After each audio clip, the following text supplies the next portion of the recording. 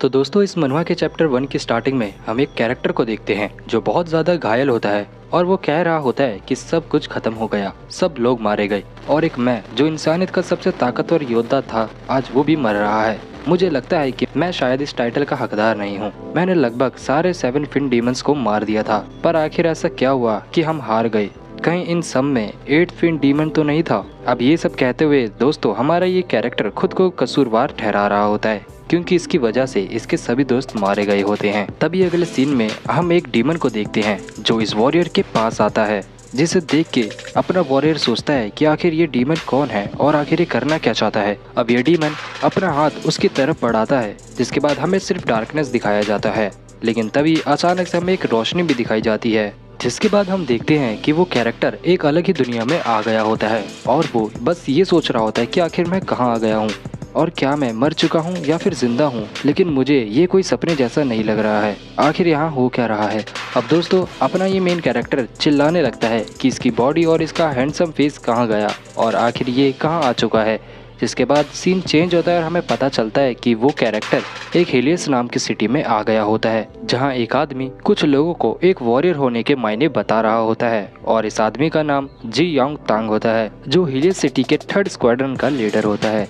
अब दोस्तों उस लीडर के द्वारा हमें पता चलता है कि वो हमारा मेन कैरेक्टर सन 3069 में आ चुका है, जहाँ एंशिएंट किंग के द्वारा दुनिया में एक एपोक्लिप्स लाया गया था, जिसमें हजारों की संख्या में डीमंस ने इंसानों पर हमला कर दिया था, जिनसे बचने के लिए इंसानों ने कई समय बाद एक तरीका निकाला था जिनसे वो डीमंस के अगेंस्ट फाइट कर सकते थे, और वो तरीका था ग्राफ्टिंग इक्विपमेंट का। ये एक ऐसा इक्विपमेंट था जिसके द्वारा वो एक डीमन के कोर पावर को यूटिलाइज करके उस इक्विपमेंट से उन डीमंस की तरह ही फाइट कर सकते थे।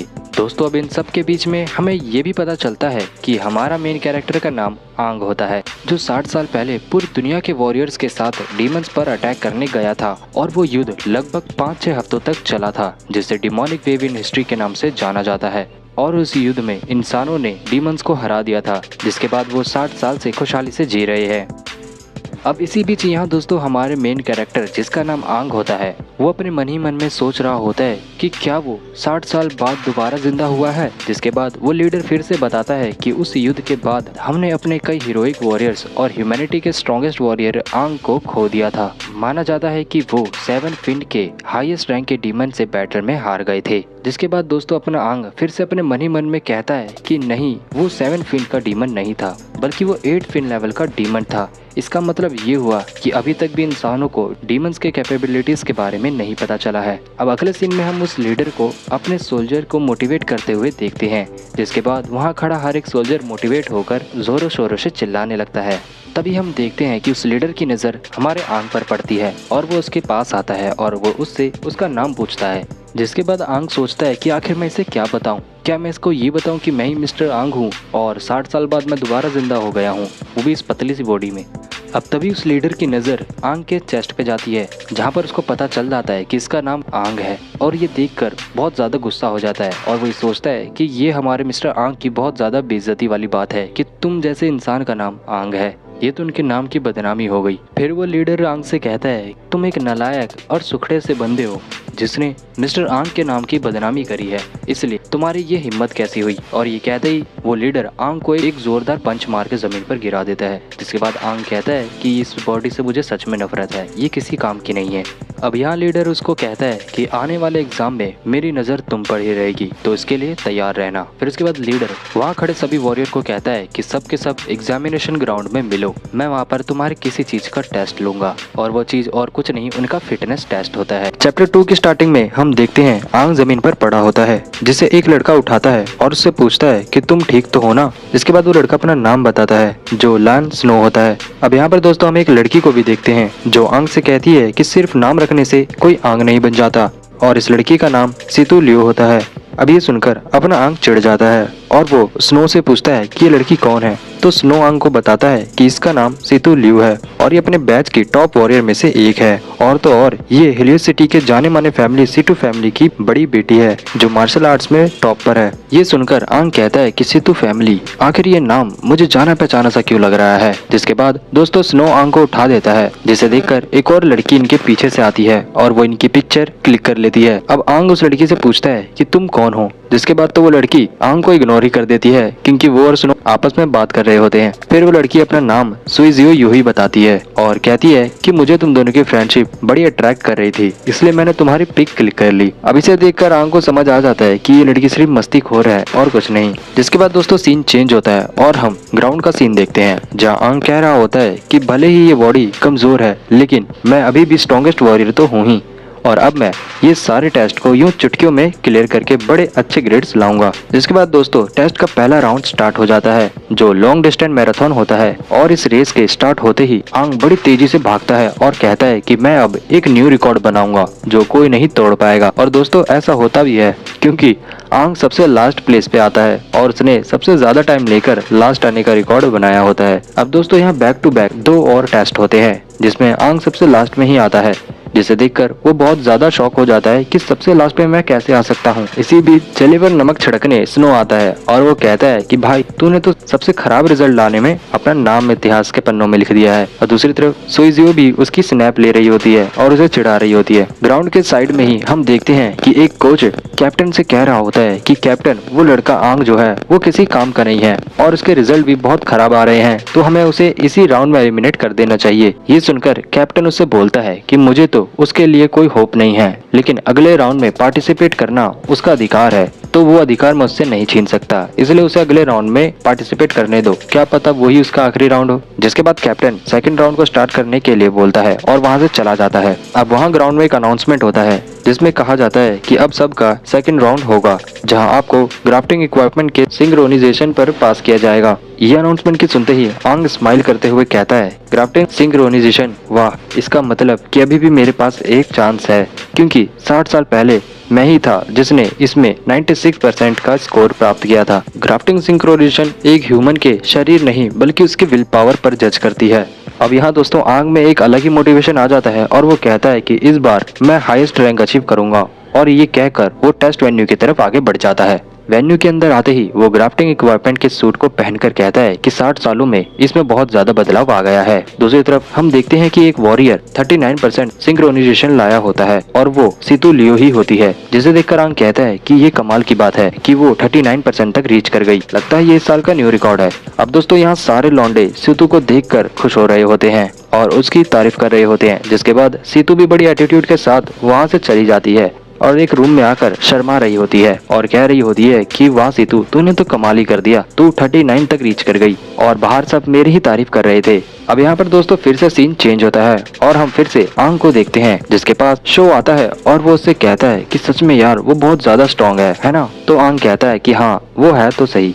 फिर स्नो आंग से पूछता है कि तुम नर्वस नहीं हो, तो आंग कहता है कि नहीं, मैं बिल्कुल ठीक हूँ, वैसे भी मैंने इसे पहले भी यूज कर रखा है। जिसे सुनकर स्नो थोड़ा शॉक हो जाता है और वो हैरान भी होता है कि आखिर ये क्या बात कर रहा है। तो फिर आंग उसे बताता है कि ग्राफ्टिंग इक्विपमेंट लगाने पर वो हमारे शरीर पर बहुत ज्यादा पेन और प्रेशर डालते हैं, जिससे कंट्रोल करना बहुत मुश्किल होता है। इसके बाद दोस्तों हम देखते हैं कि स्नो भी पास हो जाता है और सुइजियो भी पास हो जाती है, जिन्हें देखकर कैप्टन कहता है कि इस बार हमें बहुत अच्छे वॉरियर्स देखने को मिल रहे हैं। तभी हम एक और गर्ल को देखते हैं जो वहाँ खड़ी होती है और वो कैप्टन से कहती है कि इस बार अभी तक हमें 6 कैंडिडेट ऐसे मिले हैं जो 30% या उससे ज्यादा स्कोर कर चुके हैं, और इस बार का बैच भी बड़ा कमाल का है। अब यही दोस्तों कैप्टन आंग को देखकर कहता है कि इस बार कुछ नालायक भी आए हैं, जहां अपना आंग टेस्ट के लिए आगे बढ़ रहा होता है, लेकिन सब लोग उसके ऊपर हंस रहे होते हैं और वो उसे देखकर कह रहे होते हैं कि आखिर ये सुखड़ा क्या करेगा, ये तो वहां जाते ही उल्टी करके मर जाएगा, और इससे पहले के सभी टेस्ट में तो ये लास्ट में आया है। अब इन सब की बातें सुनकर आंग बोलता है कि और हंस लो तुम लोग, लेकिन जब मैं उस टेस्ट में क्लियर हो जाऊंगा तब तुम्हारे दांत झड़ जाएंगे। और ये कहकर दोस्तों हमारा ये चैप्टर यहीं पर एंड हो जाता है। तो इस चैप्टर के स्टार्टिंग में हम देखते हैं कि आंग टेस्ट के लिए आगे बढ़ता है और वो रेड कोर को चूज करता है। अब यहाँ हमें पता चलता है कि डिमोनिक कोर की पावर्स 6 प्रकार की होती है, जिसमें रेड कोर पावर को रिप्रेजेंट करता है और येलो डिफेंस, ग्रीन हीलिंग और ब्लू स्पीड को रिप्रेजेंट करता है। दूसरी तरफ पर्पल कोर इमेजिनरी पावर और black core time and space को रिप्रेजेंट करता है, लेकिन ये दोनों कोर्स बहुत ज्यादा रेयर होते हैं जो आसानी से नहीं मिलते। अब दोस्तों यहाँ आंग उस कोर को अपने चेस्ट पर लगा लेता है और कहता है कि अब देखना असली पावर किसे कहते हैं। जिसके बाद आंग को इक्विपमेंट लगाया जाता है और तभी वहाँ बहुत तेज रोशनी और पावर रिलीज होने लगती है, जिसे देखकर सब लोग हैरान हो जाते हैं और अचानक से तभी आंग का स्कोर डायरेक्ट 40% पर रीच कर जाता है। जिसे देखकर आंग स्माइल करता है और कहता है कि बस 40%, मैं वही हूँ जिसने 96% तक रीच किया था, तो चलो इसे और बढ़ाते हैं। अब दोस्तों यह आंग के इतना कहते ही आंग और पावर रिलीज करता है, जिससे मशीन का स्कोर 60% तक रीच कर जाता है। और इसे देखकर कैप्टन भी शॉक हो जाता है और वो कहता है कि आखिर किसी का स्कोर इतना कैसे बढ़ सकता है, कहीं मशीन में कुछ खराबी तो नहीं आ गई है। जिसके बाद दोस्तों हम देखते हैं कि स्कोर और बढ़ता चला जाता है और सिंक्रोनाइजेशन परसेंटेज 80% तक पहुंच जाता है। स्कोर को इतना देख के वहां खड़े सभी कैंडिडेट्स का मुंह खुला रह जाता है, लेकिन वो सब तब भी यही सोच रहे होते हैं कि लगता है कि मशीन में कुछ खराबी आ गई है। अब इससे हमारे आंग को कोई फर्क नहीं पड़ रहा होता है और वो इस मोमेंट पर अपने आप को एकदम गॉड की तरह फील कर रहा होता है और वो कहता है कि देखो ये है तुम्हारे और मेरे बीच का फासला पागल बच्चों। अब आंग के इतना बोलते ही उसकी एनर्जी अचानक से लो डाउन हो जाती है, जिसे देखकर उसे भी कुछ समझ नहीं आ रहा होता है और तभी उसका स्कोर 10% पर आकर स्टॉप हो जाता है और उसकी हालत एकदम पंचर जैसी हो जाती है। जिसके बाद वो कैप्टन के बगल वाली लड़की कहती है कि डाटा में ग्लिच होने की वजह से हमें ये दिक्कत देखने को मिली थी, क्योंकि उसका डिमोनिक कोर में क्रैक आ गया था। जिसके बाद कैप्टन कहता है कि मतलब मशीन में दिक्कत थी और सिंक्रोनाइजेशन परसेंटेज 10 पर आके रुक गया है ना। तो वो लड़की कहती है हाँ बिल्कुल ऐसा ही है और आंग बड़ी मुश्किल से 10% पर आकर पास हो गया है। अब दोस्तों यहाँ पर आंग जमीन पर पड़ा होता है और सब लोग फिर से उसका मजाक उड़ाने लगते हैं और वहाँ खड़े लोग कह रहे होते हैं कि हमें तो पहले से ही पता था ये फिसड्डी है, मशीन में ग्लिच की वजह से इसका स्कोर इतना बढ़ गया था। अब इसी बीच दोस्तों स्नो आगे आकर आंग को उठाकर वहाँ से ले जाता है। जाते हुए आंग कहता है कि चलो मैं पास तो हो गया। जिसके बाद सीन चेंज हो जाता है और आंग लॉन्च में बैठकर सोच रहा होता है कि आखिर ऐसा क्या हुआ जो अचानक से मेरी सारी एनर्जी लो हो गई, मैंने तो इससे ज्यादा एनर्जी को हैंडल किया है, तो आखिर ऐसा क्या हुआ।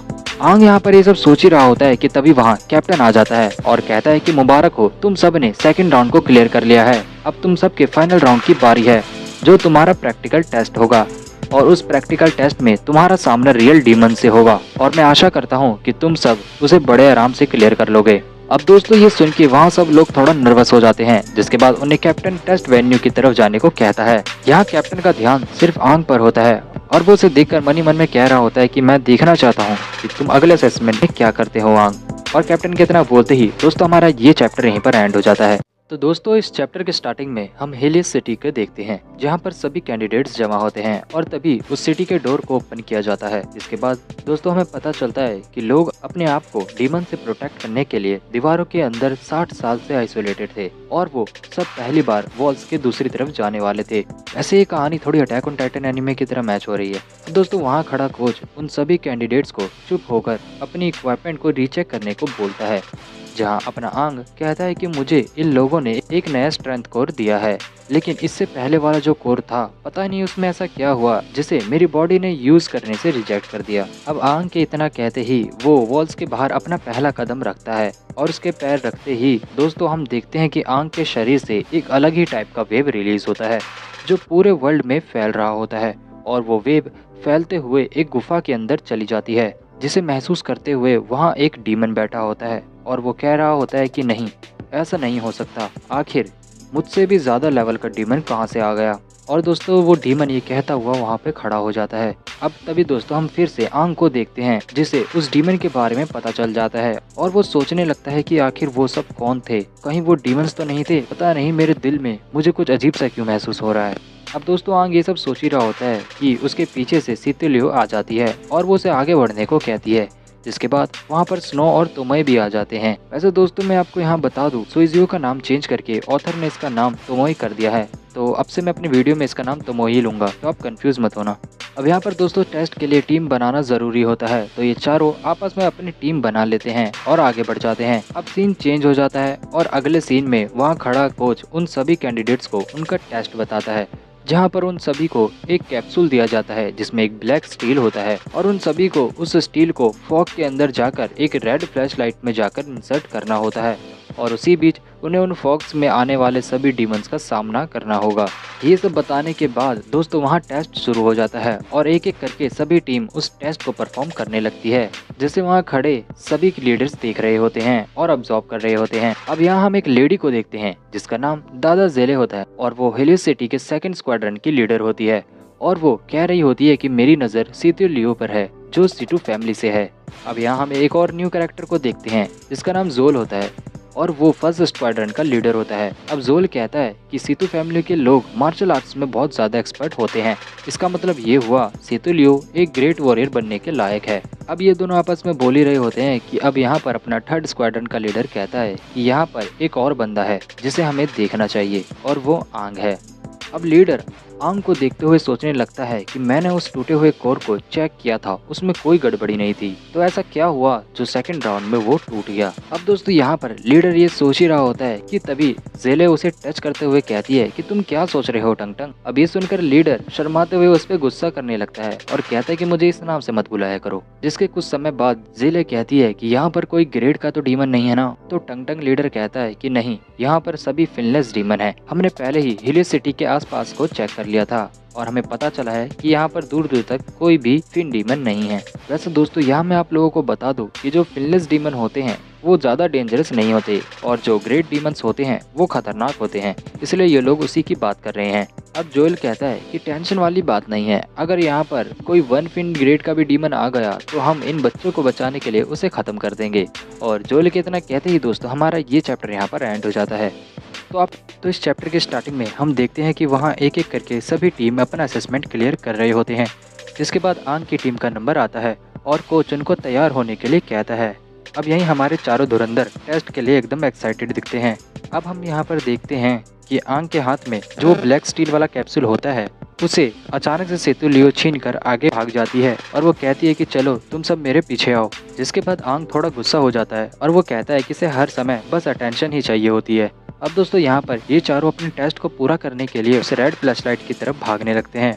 और यहाँ तो भाई ये सीतू लियो बड़े खतरनाक स्टंट करते हुए आगे बढ़ रही होती है और 1 मिनट के अंदर ही वो बैक फ्लिप मार के उस कैप्सूल को रेड लाइट में इंसर्ट कर देती है। जिसे देखकर दादा जेले कहती है कि वाह, सीतू लियो के पास तो हीलिंग वाला कोर है लेकिन तब भी वो स्पीड कोर की तरफ वर्क कर रही है। सच में मार्शल आर्ट की अलग ही पावर होती है। अब दोस्तों हम देखते हैं कि अचानक से सीतू लियो के तरफ डीमंस अटैक करने आ रहे होते हैं। जिसे देखकर आंग स्नो को अटैक करने को बोलता है। जिसके बाद तो स्नो भाई साहब हल्क की तरह उड़ता हुआ जाके वहाँ एंट्री मारता है और अपने शील्ड की पावर से उन डीमंस को रोककर उन पर अटैक कर देता है और उन्हें एक ही पंच मारकर दूर कर देता है।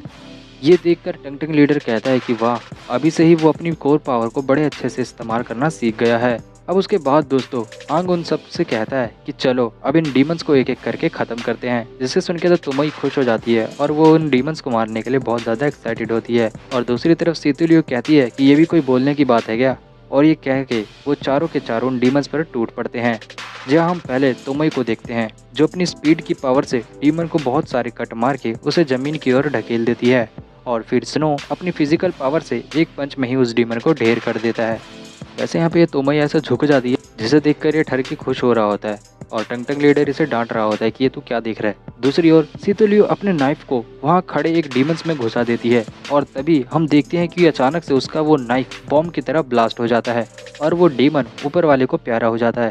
अब इन सब के बीच में हम अपने मेन कैरेक्टर आंग को देखते हैं जो अपनी टेक्निक से डीमन को मार रहा होता है और वो पहले डीमन के नेक, चेस्ट और पेट में कट मारता है लेकिन तब भी वो डीमन नहीं मरता। जिसके बाद वो कहता है इस बॉडी में इतनी एनर्जी नहीं है कि मैं नॉन स्टॉप इसको मारता रहूं, इसके लिए मुझे पावर के साथ टेक्निक का इस्तेमाल करना होगा। और इतना कहते ही आंग उस डीमन को मारने के लिए फिर से आगे बढ़ जाता है लेकिन यहाँ पर वो डीमन ही पहले आंग पर अटैक कर देता है जिससे बचते हुए अपना आंग उस डीमन को अपने चाकू से स्टैब कर देता है। लेकिन तब भी उस डीमन को कुछ फर्क नहीं पड़ता और वो दोबारा आंग पर अटैक करता है। जिसके बाद आंग और उस डीमन के बीच हैंड टू हैंड फाइट होने लगती है और उस फाइट के बाद आंग अपनी नाइफ से उसे बहुत ज़्यादा घायल कर देता है।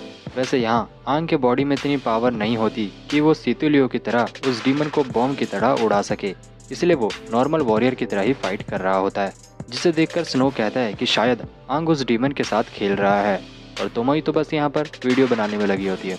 अब इन्हीं के साथ साथ यहाँ पर लीडर्स भी आंग को देख रहे होते हैं जहाँ पे दादा जेले कहती है कि आखिर वो पतला लड़का कौन है, वो मुझे बहुत ज़्यादा इम्प्रेसिव लग रहा है। जेले के बाद जोएल भी कहता है वो लड़का तो ऐसे फाइट कर रहा है जैसे कि वो पुराना एक्सपीरियंस वॉरियर है। अब यहाँ पर वो दोनों तो बोल रहे होते हैं लेकिन टंग टंग लीडर कुछ नहीं बोलता और वो बस आंग को नोटिस कर रहा होता है जहाँ पर आंग उस डीमन से लड़ता हुआ काफी ज्यादा थक जाता है और वो कहता है कि इस बॉडी के अंदर मैं अपने ओल्ड स्किल्स को भी यूज़ नहीं कर पा रहा हूँ और ऊपर से मेरी सांस भी बड़ी जल्दी फूल जा रही है। लेकिन अब बहुत हुआ, अब मैं इस बॉडी को नहीं कोसूंगा और अब तुम्हारे मरने का समय आ चुका है। और दोस्तों, आंग के इतना कहते ही वो उस डीमन को मारने के लिए फिर से आगे बढ़ जाता है। लेकिन तभी हम देखते हैं कि आंग के पैरों के नीचे से एक रेड स्पाइक यानी कोई धारदार सी चीज़ बाहर निकलती है जो उस डीमन के अंदर घुस जाती है। दूसरी तरफ आंग की पूरी टीम पेड़ की टहनियों से गिर जाते हैं और उन लोगों को वहाँ पर कुछ समझ नहीं आ रहा होता है आखिर यहाँ चल क्या रहा है। तभी वहाँ पर एक और डीमन ज़मीन के अंदर से निकलता है और वो उस फिनलेस डीमन को बीच से फाड़ डालता है। अब आंग उस डीमन को देखकर एकदम हक्का बक्का हो जाता है। जिसके बाद उस डीमन की स्मेल लीडर्स के पास पहुंच जाती है, जहां पर अपना लीडर कहता है कि ये तो वन फिन डीमन है। दोस्तों, वन फिन डीमन के आते ही वहां पर सब लोग डर जाते हैं और वहां से भागने लगते हैं। जिसके बाद एक सेकंड के अंदर ही जोएल और जेले नीचे उतरकर उन कैंडिडेट्स के पास जाके उन्हें कहते हैं कि घबराओ मत, बस तुम सब हमारे पीछे रहते हुए सिटी के अंदर वापस चले जाओ। इधर दोस्तों हम देखते हैं कि वो वन फिन डीमन उन चारों को देखकर कह रहा होता है कि क्या यहाँ पर इंसान है, लेकिन मुझे तो लगा कि यहाँ कोई डीमन होगा, मुझे तो किसी डीमन की स्मेल आई थी। अब उस डीमन को ये बोलते हुए सुन के आंग थोड़ा हैरान होता है और वो सोच रहा होता है कि आखिर ये बोल क्या रहा है। दूसरी ओर उस डीमन को देखकर स्नो, तोमोए, सितू सब के सब डरने लगते हैं और वो अपने दिमाग में ही अजीब अजीब से ख्याल बनाने लगते हैं। जहाँ अपना आंग भी मन ही मन में सोच रहा होता है कि इस बॉडी से तो मैं वन फिन डीमन को कभी हरा ही नहीं पाऊंगा। अब इसी बीच दोस्तों वहाँ वो वन फिन डीमन जो होता है वो उन चारों को देखकर ये सोचता है कि इनमें से आखिर कौन है जो डीमन की तरह स्मेल कर रहा है। लेकिन उसे यहाँ कुछ समझ नहीं आ रहा होता है और वो तभी अपने हाथ से एक लेज़र बीम निकालता है जो उन चारों के हेड पर जाके लग जाती है और वो चारों के चारों वहीं पर बेहोश हो जाते हैं। अब इतना कुछ होने के बाद दोस्तों हम देखते हैं कि तभी वहाँ पर जोएल और जेले लीडर्स आ जाते हैं और वो उस डीमन को उन चारों को छूने से मना करते हैं, जिसे देखकर वो डीमन अलर्ट हो जाता है और वो बिना टाइम वेस्ट किए वहाँ पे अपनी पावर से एक होल बना के भाग जाता है। जिसके बाद हमें पता चलता है कि वो डीमन अपने साथ उन चारों को भी ले गया होता है और ऐसा देखकर जोएल लीडर बहुत ज़्यादा गुस्सा हो जाता है और वो वहाँ पर चिल्लाने लगता है। अब दोस्तों हमारा ये चैप्टर यहाँ पर एंड हो जाता है। तो 7 चैप्टर के स्टार्टिंग में हम देखते हैं कि उस वन फिन डीमन के निशानों का पीछा करते हुए जोएल और जेली एक जगह पर पहुँचते हैं, जहाँ पर जेली कहती है कि टंगटंग ने तो पूरी जगह को एक हफ्ते पहले ही चेक कर लिया था, तो आखिर यहाँ पे वन फिन लेवल का डीमन कहाँ से आ गया? वो कभी इन कामों में चूक नहीं करता, तो ये कैसे हुआ? अब तभी दोस्तों हम देखते हैं कि यहाँ पर टंगटंग लीडर उड़ता हुआ आता है और वो आते ही उन दोनों से कहता है कि तुम लोग रुक क्यों गए, आखिर बच्चे कहाँ हैं? जिसके बाद जोएल उसे शांत होने को कहता है और उसे बताता है कि उस डीमन के निशान यहीं तक थे, शायद वो डीमन यहाँ से अंडरग्राउंड डग करके भाग गया है। जिसके बाद दोस्तों टंगटंग लीडर वहाँ जमीन पर बैठ जाता है और उसे वहाँ पर एक फ्लैशबैक दिखाई देता है, जिसे देखकर वो एक जोरदार पंच जमीन पर मार के वहाँ की जमीन को शैटर कर देता है और फिर खुद को कसूरवार ठहराने लगता है कि उसी की वजह से वो बच्चे डीमन के हाथ आ गए, उसने ही सही से उस जगह को चेक नहीं किया था। अब यहाँ पर जोएल कहता है कि हमें वापस सिटी में जाना होगा क्योंकि वहाँ पर लोग पैनिक कर रहे होंगे और हम तीनों सिटी से ज़्यादा दूर नहीं जा सकते हैं, इसलिए हमें एक्सप्लोरेशन पार्टी को भेजना होगा जो उस डीमन को आगे जाके ढूंढेगी। अब इन सब के बीच में दादा जेले टंगटंग को टच करते हुए कहती है कि काम डाउन टंगटंग, हमें पता नहीं था कि उन बच्चों के साथ कुछ ऐसा हो जाएगा। जिसके बाद दोस्तों यहाँ पे टंगटंग लीडर जेले को धक्का देते हुए कहता है कि तुम दोनों वापस सिटी में चले जाओ, मैं थोड़ा और उनको ढूंढ कर वापस आ जाऊंगा। जिसके बाद जोएल कहता है कि तुम पागल मत बनो, तुम्हें शाम होने से पहले सिटी में पहुंचना है। जिसके बाद टंगटंग कहता है कि हाँ मुझे पता है, तुम लोग जाओ मैं आ जाऊंगा। और ये कहकर टंगटंग लीडर वहाँ से चला जाता है। टंगटंग लीडर के वहाँ से जाते ही जेले जोएल को बताती है कि उसे समझाना बहुत मुश्किल है क्योंकि बहुत पहले उसके छोटे भाई को भी इसी तरह किसी डीमन ने ज़मीन में खींचकर ले गया था और अगर आज उसका भाई जिंदा होता तो वो भी उन बच्चों की उम्र का होता। मुझे लगता है कि उसे इन बच्चों में अपना भाई दिख रहा है। अब दोस्तों यहाँ पर हम देखते हैं कि सीन चेंज हो जाता है और हम एक गुफा का सीन देखते हैं जहाँ पर आंग होश में आकर सोचता है कि वो कहाँ पर है। तभी हम देखते हैं कि वो वन फिन डीमन उसके पीछे से आता है और वो उसे कहता है कि तुम होश में आ गए, वाह तुम बाकियों से अलग हो जो इतनी जल्दी होश में आ गए।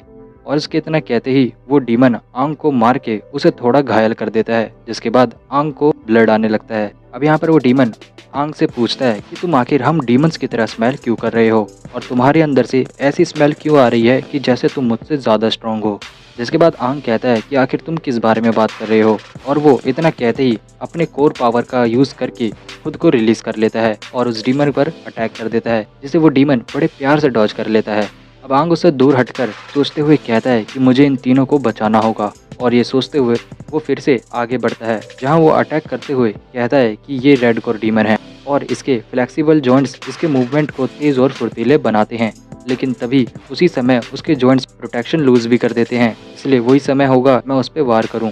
अब दोस्तों यहाँ पर आंग अपना दिमाग लगाते हुए उस डीमन को मारने के लिए आगे बढ़ता है, लेकिन वो डीमन इतना फुर्तीला होता है कि वो आंग के साथ कुछ ऐसा कर देता है, और यहीं पर हमारा ये चैप्टर एंड हो जाता है। तो 8th चैप्टर की स्टार्टिंग में हम देखते हैं कि वो वन फिन डीमन अपने धारदार पंजों से आंग के शोल्डर पर अटैक कर देता है, जो आंग के बॉडी के आर पार हो जाता है। अब दोस्तों उस डीमन के अटैक करते ही अपना हीरो आंग कहता है कि यही समय है कि मुझे इस पर वार करना चाहिए, और इसके इतना कहते ही वो उस डीमन के शोल्डर के जॉइंट्स पर अटैक कर देता है, जिसके बाद वो अपनी पूरी जान लगा के उस डीमन के हाथ को उसके बॉडी से अलग कर देता है।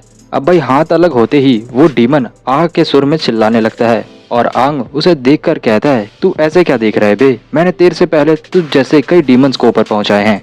अब ये सुन के भाई पता नहीं शायद वो डीमन किलस जाता है और वो बड़ी जोरदार किक आंग को मारता है, जिसके बाद आंग दूर जाकर गिर जाता है, जहां हम देखते हैं कि आंग की हालत बहुत ज्यादा खराब हो जाती है और वो बहुत ज्यादा ही जख्मी हो जाता है।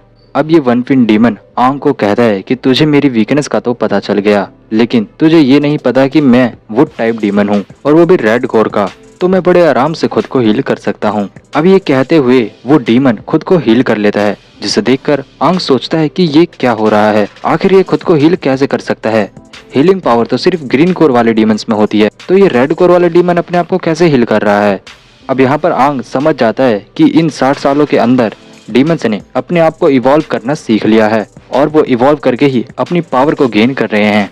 यहाँ आंग ये सब सोच ही रहा होता है, अभी वो डीमन अपनी वुड की पावर से उसे अपनी ओर खींचता है और उसके सर को अपने हाथ से पकड़ के उसके पूरे बॉडी को फ्रीज कर देता है, जिसके बाद आंग बहुत ज्यादा वीक महसूस करने लगता है, और वो फिर से मन ही मन में कहने लगता है कि मेरे इंटरनल ऑर्गन्स बहुत ज्यादा डैमेज हो गए हैं, मैं सांस भी नहीं ले पा रहा हूँ।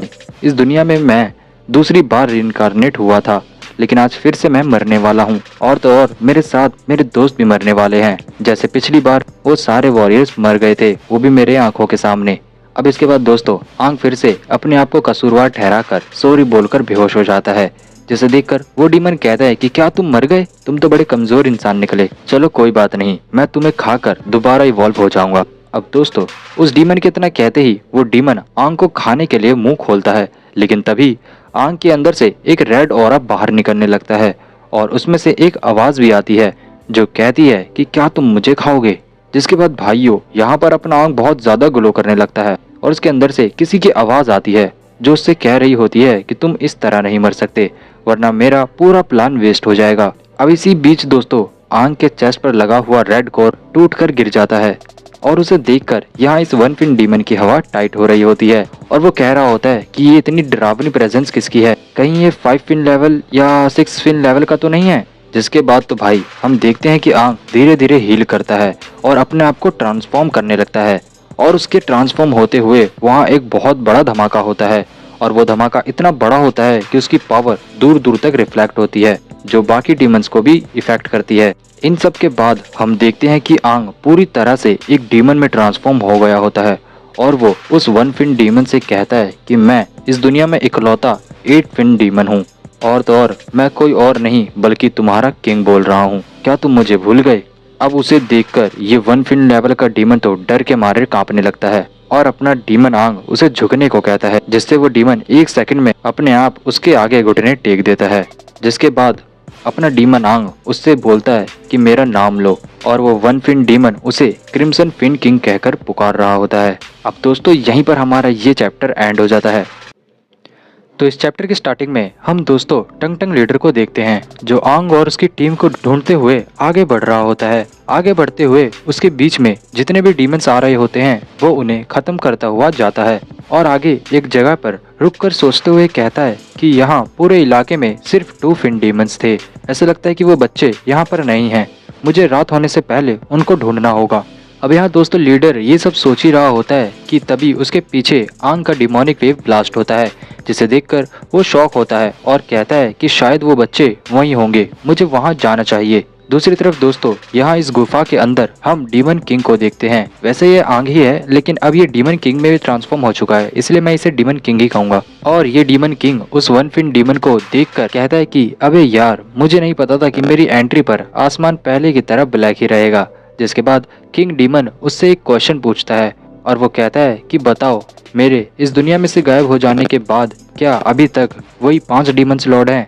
जिसका आंसर करते हुए वो वन फिन डीमन डरते हुए कहता है कि हाँ मालिक, आपके जाने के बाद अभी तक वही 5 किंग है, उनकी जगह अभी तक नहीं बदली है।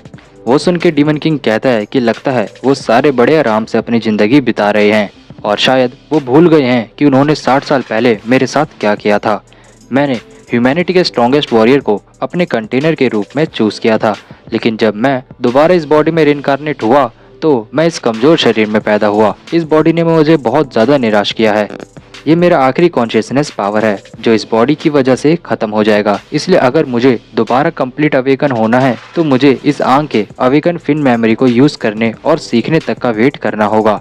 जब तक ये बॉडी फिन मेमोरी से खुद को लेवल अप नहीं कर लेती तब तक मैं अवेक नहीं हो पाऊंगा।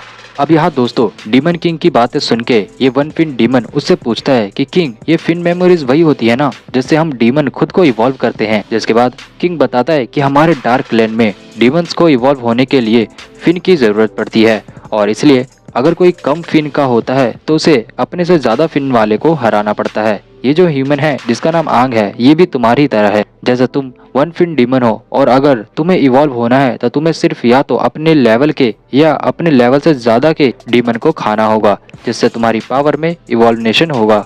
और तुम उसको इसलिए खाओगे क्योंकि उनमें तुमसे ज्यादा फिन होगा। और जैसे किसी डीमन के अंदर फिन बढ़ता है, तुम्हारा लेवल भी इसके साथ बढ़ता जाता है। अब यहाँ दोस्तों मैं आपको आसान भाषा में समझाऊं तो आप ये समझ लो कि ये किंग डीमन चाहता है कि आंग को अपने से ज्यादा पावरफुल डीमन को हराना होगा, जिससे वो जल्दी इवॉल्व होगा। ये सुनते ही वो वन फिन लेवल का डीमन किंग के आगे चापलूसी करने लगता है और कहता है कि मैं आपकी मदद करूंगा किंग, मुझे अपना चेला बना लो। जिसे सुनते ही डीमन उसके सर को उसके बॉडी से एक ही वार में अलग करके बोलता है कि तुम मेरी मदद करोगे, तुम अभी इसे लायक नहीं हुए हो। और उसके बाद वो king demon one fin level के अंदर के डीएनए को आंग के डीएनए से मिलाकर कहता है कि ह्यूमन वॉरियर, मैं तुम्हारा पहला स्टेप क्लियर कर रहा हूँ, इसलिए फ्यूचर में जब तुम इवॉल्व होंगे तो मुझे डिसअपॉइंट मत करना। मैं चाहता हूँ कि तुम 8 फिन मेमोरीज तक लेवल अप करो। और उसके इतना कहते ही वो डीमन किंग आंग को दोबारा जिंदा करके उसे फ्री कर देता है और कहता है कि समय आने पर मैं दोबारा जिंदा होऊंगा। अब यहाँ दोस्तों आंग के डीएनए में चेंजेस होने लगते हैं, जिससे आंग के चारों ओर डीमन ऑरा उसे घेर लेता है। तभी दोस्तों हम फिर से डार्कनेस को देखते हैं और उसके बाद अचानक से 60 साल पहले का सीन फिर से दिखाया जाता है, जहां आंग के साथी वॉरियर उसे बचाने के लिए गुहार लगा रहे होते हैं। और जैसे ही आंग उनको टच करता है वो सब कहते हैं कि हम लोग पहले ही मर चुके हैं, लेकिन तुम अभी तक जिंदा क्यों हो? अब इतना होते ही अचानक से दोस्तों सीन चेंज होता है और आंग होश में आ जाता है और वो खुद को हॉस्पिटल के अंदर पाता है, जहां वो कहता है कि चलो ये सब एक सपना था। अब यहाँ आंग होश में आता ही है कि तभी वहाँ पर उसके दोस्त आ जाते हैं और वो उससे कहते हैं कि क्या बात है आंग, फाइनली तुम जाग गए। और उसके बाद तुमोई आंग के पास आके कहती है कि तुम्हारे हेयर का कलर कैसे चेंज हो गया, कहीं ये उस डीमन की वजह से तो नहीं हुआ? अब तुमोई को ऐसे बोलते हुए सुन के आंग कहता है कि तुम क्या बात कर रही हो और क्या तुम सब ठीक हो? और तुम्हें याद है कि हम सबको पकड़ के वन फिन लेवल का डीमन ले गया था? जिसके बाद दोस्तों आंग ये सब बोल ही रहा होता है कि हम देखते हैं वहाँ पर बाकी लीडर्स भी आ जाते हैं, जहाँ टंग टंग लीडर आंग से पूछता है कि उस दिन गुफा में क्या हुआ था। जिसे देखकर आंग कहता है कि याओ टैंग कैप्टन, आप यहाँ क्या कर रहे हैं? तब दादा जेले बताती है कि तुम लोगों को उस गुफा से उठाकर टंग टंग ही यहाँ लाया था। जिसे सुन के कैप्टन कहता है कि मुझे टंग टंग बुलाना बंद करो। जिसके बाद जिले फिर से कहती है ठीक है टंग टंग। अब यहाँ ये तीनों भी टंग टंग का नाम सुन के हैरान होते हैं। अब मजाक से हटकर जोल उन सबको बताता है कि तुम चारों हमें गुफा के बाहर बेहोशी की हालत में मिले थे, और तो और वो वन फिन लेवल का डीमन भी पता नहीं कहाँ चला गया था, वो हमें दूर दूर तक नहीं मिला। इसके बाद दोस्तों दादा जिले आंग को मिरर देते हुए कहती है कि तुम कुछ याद करने की कोशिश करो, क्योंकि ये तीनों तो कुछ देर में ही होश में आ गए थे, लेकिन तुम ही हो जो कोमा में थे और तुम्हारे अंदर ही चेंजेस देखने को मिले हैं, तो तुम्हें कुछ याद होगा। जिसके बाद दोस्तों आंग खुद को मिरर में देखता है, जहाँ उसके हेयर अपने आप ही व्हाइट हो गए होते हैं और वो मन ही मन सोच रहा होता है कि अच्छा, तो इसलिए तुम्हें मेरे हेयर कलर के बारे में बोल रही थी, लेकिन मुझे कुछ याद क्यों नहीं है। मुझे बस इतना याद है कि उस डीमन ने मुझ पे अटैक करा था, जिसके बाद मैं बेहोश हो गया था। अब इस सीन में दोस्तों आंग बड़ी दुविधा में होता है, क्यों उसे कुछ याद नहीं है। और तो और वो ये सोचने लगता है कि उसे इन सबको सच बता देना चाहिए कि यही ग्रेट वॉरियर आंग है जो रिनकारनेट हुआ है, लेकिन इसकी बातों पर ये लोग विश्वास नहीं करेंगे। इसलिए इन्हीं सबको सोच के वो बहुत ज्यादा टेंशन में आने लगता है।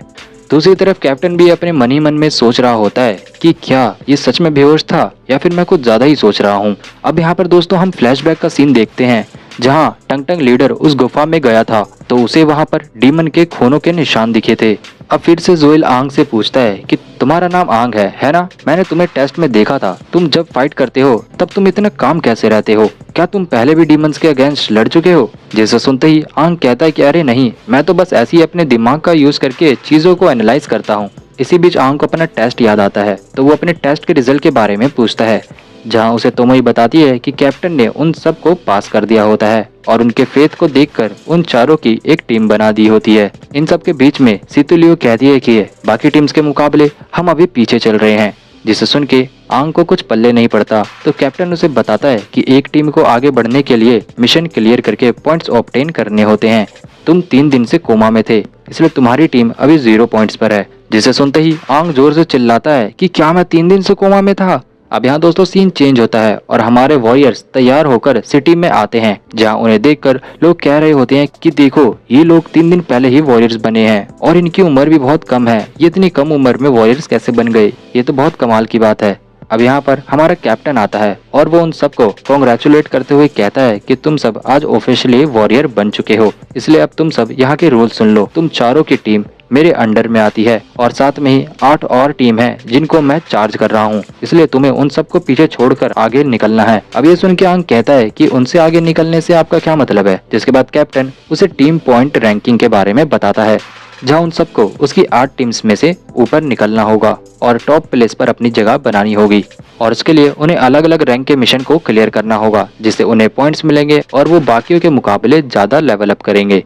और जो महीने के आखिरी में टॉप 6 टीम होगी उन्हें प्राइज मिलेगा, मगर जो उनसे नीचे रहेगी उन्हें पनिशमेंट मिलेगा और उन लोगों को क्लीनिंग के काम में लगा दिया जाएगा, जो अगले बैच के आने तक साफ सफाई करने का काम करेगी। अब इतना कुछ बता देने के बाद कैप्टन द्वारा सितुलियो को टीम का लीडर बनाया जाता है, क्योंकि टीम में सबसे ज्यादा पॉइंट्स उसी के पास थे। और उसे टीम लीडर बनता हुआ देखकर आंग सोचता है कि अरे यार, इसे क्यों टीम लीडर बना रहे हो? ह्यूमैनिटी का स्ट्रॉन्गेस्ट वॉरियर तो मैं हूँ, मुझे बनना चाहिए था। अब यहाँ पर कैप्टन उन्हें फाइनल चीज समझाता है और उन्हें कहता है कि तुम सब जाके अपने मन से कोई भी रैंक का मिशन चूज करके अपने मिशन पर निकल सकते हो और तुम्हें तुम्हारा नैनो बैटल सूट भी दे दिया गया है। अगर इसमें कोई प्रॉब्लम आती है तो तुम सब मेरे पास आ सकते हो। और दोस्तों इतना कहकर कैप्टन वहाँ से चला जाता है, जिसके बाद ये सब भी मिशन बोर्ड को देखने के लिए चल देते हैं। लेकिन तोमोई उनसे कहती है कि अभी हमें एक जरूरी काम करना बाकी है, जिसे सुन के सितुलियो सोचती है कि शिट यार, मैं तो अभी टीम लीडर बनी हूँ, कहीं मुझसे कोई गलती तो नहीं होगी या फिर मैं कुछ भूल तो नहीं गई। लेकिन दोस्तों यहाँ पर ऐसा कुछ नहीं होता। तो भाई वहाँ बस एक सेल्फी लेने के लिए बोल रही होती है और सेल्फी लेके वो चारों आगे बढ़ जाते हैं। अब उसके कुछ समय बाद सीन चेंज हो जाता है और हम फिर से तीनों लीडर्स को देखते हैं, जहाँ जोएल टंग से कह रहा होता है कि तुम कहना चाहते हो कि उस गुफा के अंदर तुम्हें डिमोनिक ऑरा महसूस हो रहा था, लेकिन जब तुम उसके अंदर गए तो वहाँ कोई नहीं था और तो और तुम्हें दीवारों पर खून के निशान भी दिखे। आखिर तुम कहना क्या चाहती हो कि ये सब उन बच्चों ने किया है? तो टंग कहता है कि पता नहीं, लेकिन मुझे आंग शुरू से ही अजीब लगता है और उसमें से मुझे फेमिलियर स्मेल जैसी फीलिंग आती है। जैसे सुनकर जोएल कहता है कि चलो कोई बात नहीं, तुम उस पे अपनी नजर गड़ाए रखो और अगर कुछ भी पता चलता है तो हमें जरूर बताना। इसके बाद दोस्तों यहाँ फिर से सीन चेंज होता है और हम दोबारा आंग को देखते हैं, जो मिशन बोर्ड को देखकर सोच रहा होता है कि ये ए रैंक मिशन क्या है। और उसके इतना सुनते ही तोमोई और सुनो उसे ज्ञान देने आ जाते हैं और उसे बताते हैं कि यहाँ 3 रैंक के मिशन होते हैं, जिसमें ए रैंक वाले मिशन को कंप्लीट करने पर उन्हें 10 पॉइंट्स मिलते हैं और बी रैंक के मिशन को कंप्लीट करने पे 6 पॉइंट और सी रैंक के मिशन को कंप्लीट करने पे 3 पॉइंट्स मिलते हैं। जिसके बाद आंख को सब समझ आ जाता है और तभी सितुलियो आगे बढ़ के वहाँ उस बोर्ड पर लगे मिशन की लिस्ट को अपने हाथ में लेकर कहती है कि चलो हम सारे मिशन को कंप्लीट करेंगे। तो इस चैप्टर की स्टार्टिंग में हम देखते हैं कि आंग की टीम अपने मिशन को कंप्लीट करने के लिए आगे बढ़ गई होती है, जहां आगे बढ़ते हुए आंग अपने रेड कोर को टच करता है, जिसके बाद उसे नैनोविंग सूट में से अपने आप एक नाइफ डेवलप होकर उसके हाथ में आ जाता है, जिसे देखकर वो कहता है कि 60 सालों में नैनोटेक में बहुत ज्यादा डेवलपमेंट हो चुका है। अगले सीन में ये चारों दो नो फिन डीमन को अपना टारगेट बनाते हैं और प्लान के हिसाब से वो उन डीमन को मारने के लिए आगे बढ़ते हैं। जहाँ पर आगे बढ़ते हुए सेतुलियो कहती है कि हमें ए रैंक के 3 और मिशन को कंप्लीट करना है, इसलिए ज्यादा समय को मत गंवाना, जल्द से जल्द इस मिशन को पूरा करो। और ये कहते ही स्नो सबसे पहले उन डीमंस के रास्तों को ब्लॉक करता है और उसके बाद वो डीमन एक जगह पर रुक जाते हैं। अब सेतुलियो ने एक प्लान बनाया होता है जिसके हिसाब से आंग और तोमोई दोनों आगे आते हैं और वो दोनों अपने नाइफ से उन डीमंस के पैरों पर स्टैप करते हैं, जिससे वो डीमन जमीन पे गिर जाते हैं और फिर दोबारा स्नो अपनी पावर की मदद से उन दोनों को पंच मार के हवा में उड़ा देता है। और फाइनल में हमारी टीम लीडर सेतुलियो अपनी नाइफ की मदद से उन्हें बहुत ज्यादा स्टैप करके बॉम्ब की तरह ब्लास्ट करके उड़ा देती है। जिसके बाद तोमोई कहती है कि वाह, हमने मिशन पूरा कर लिया। और उसके साथ स्नो भी कहता है कि चलो फाइनली ये खत्म हुआ। इस मिशन में जब फॉग आते हैं तो ये मिशन और भी ज्यादा कठिन हो जाता है और तो और ये ए रैंक के जितने भी मिशन होते हैं इनको पूरा करने में कुछ ज्यादा ही समय लगता है। अब यहाँ पर तोमोई को उस डीमन के अंदर से रेड कोर मिलता है जिसे देखकर वो बहुत ज्यादा खुश हो जाती है और फिर टीम लीडर होने के नाते सेतुलियो उन सबको थैंक यू कहती है कि उनकी वजह से उसे 10 पॉइंट मिल गए होते हैं। और यहाँ पर आंग नैनो टेक्नोलॉजी की बहुत तारीफ कर रहा होता है और वो कह रहा होता है कि वाह, इस सूट की वजह से तो हमने इस मिशन को बहुत जल्दी ही खत्म कर दिया। जिसके बाद तोमोई आंग को फिर बताती है कि अगर हम कोई भी मिशन को करते हैं तो उनके पॉइंट्स डायरेक्ट हमारे लीडर बोर्ड में सेट हो जाते हैं जो सिटी के अंदर मौजूद है। अगर हम यहाँ पर कोई भी मिशन करेंगे तो वो ऑटोमेटिकली अपडेट हो जाएगा। जिसके बाद तोमोई आंग से मिशन की लिस्ट मांगती है और जब वो उस मिशन में देखती है जहाँ उसे पता चलता है कि नो फिंड के उन्हें 3 डीमंस को जिंदा पकड़ना होता है और उन्हें 10 नो फिंड के डीमन कोर को भी कलेक्ट करना होता है। जिसके बाद तोमोई थकान के मारे बैठकर कहती है कि हमें सिर्फ 3 कोर को कलेक्ट करने में शाम हो गई है और तो और अभी हमें 7 कोर को और कलेक्ट करना है, इसमें तो बहुत ज्यादा टाइम लगने वाला है। जिसके बाद स्नो भी कहता है कि मुझे पता है ये हमारे लिए आसान नहीं होने वाला, लेकिन हमें ये करना हुआ क्योंकि और भी टीम पॉइंट्स कलेक्ट करने के लिए बहुत ज्यादा मेहनत कर रही है। जिसके बाद सेतुलियो फिर से मोटिवेट करके सबको कहती है कि गाइज, हमें बाकियों से आगे निकलना है, इसलिए हमें मिशन को कंप्लीट करना होगा।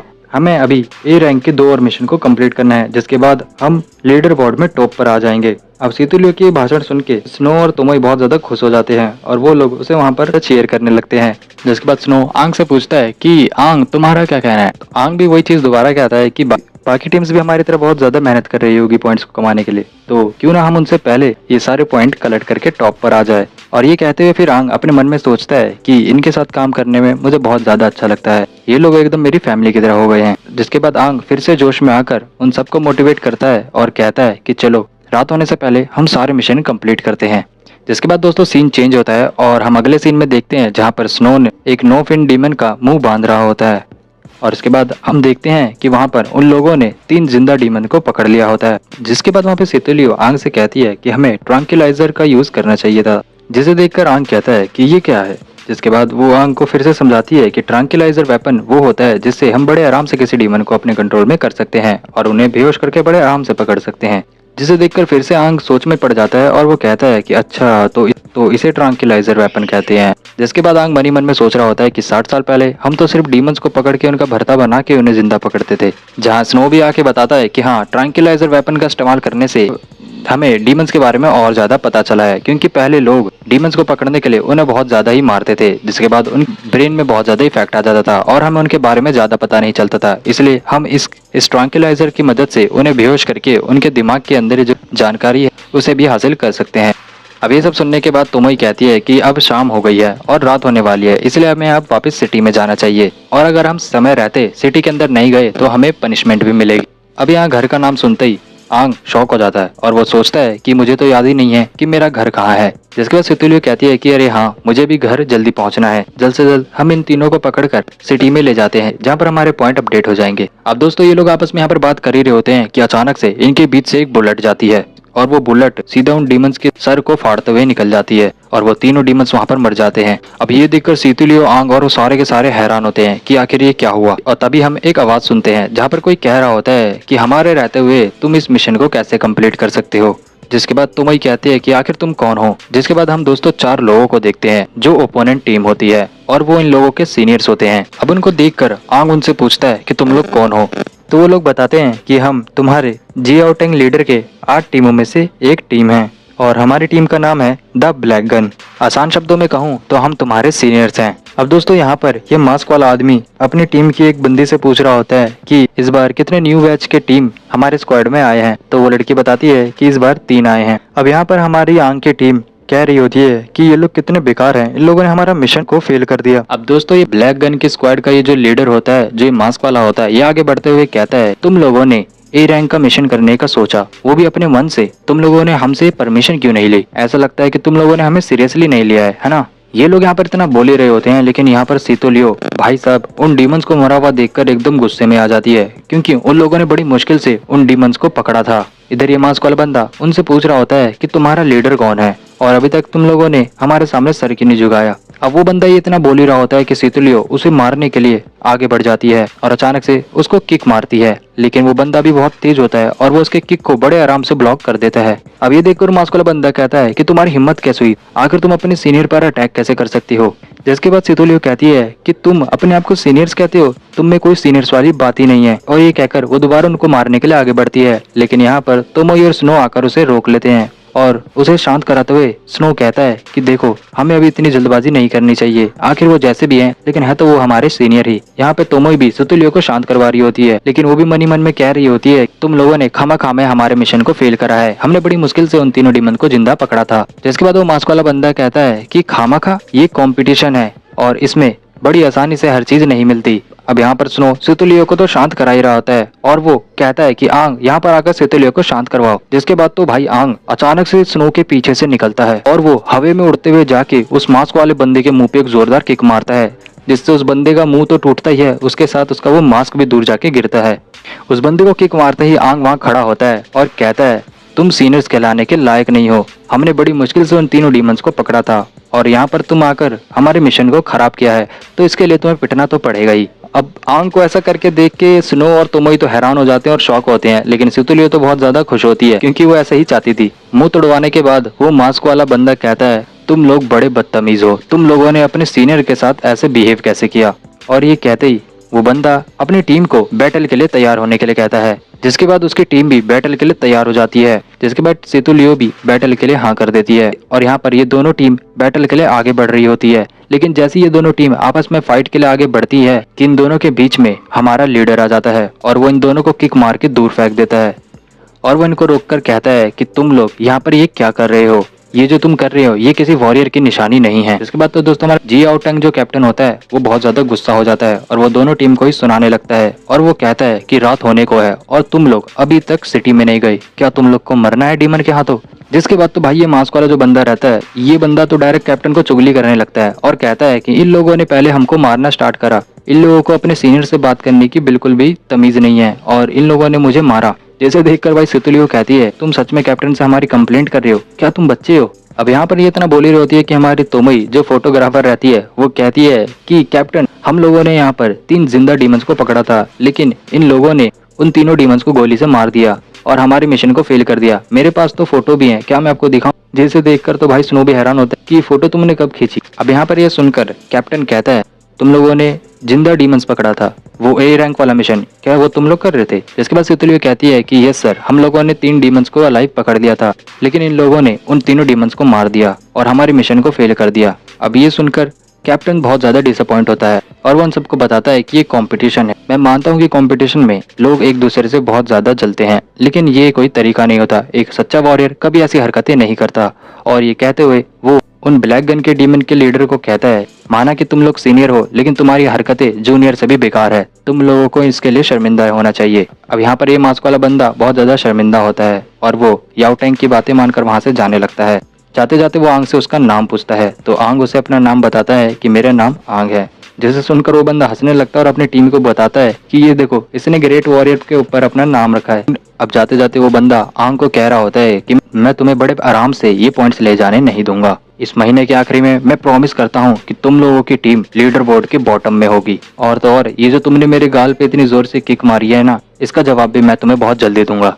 अब इतनी धमकी देने के बाद वो बंदा मास्क पहनकर वहां से चला जाता है। उसको देखकर याओ टैंग मन ही मन में सोचने लगता है कि ब्लैक गन जो स्क्वाड है वो मेरी 9 टीम में सबसे टॉप पर टीम है, वो बहुत ज्यादा ही ताकतवर है और तो और उस टीम का जो लीडर है वो भी बहुत ज्यादा स्ट्रॉन्ग वॉरियर है, क्योंकि उसने फायर आर्म्स में एक्सेल्स कर रखा है।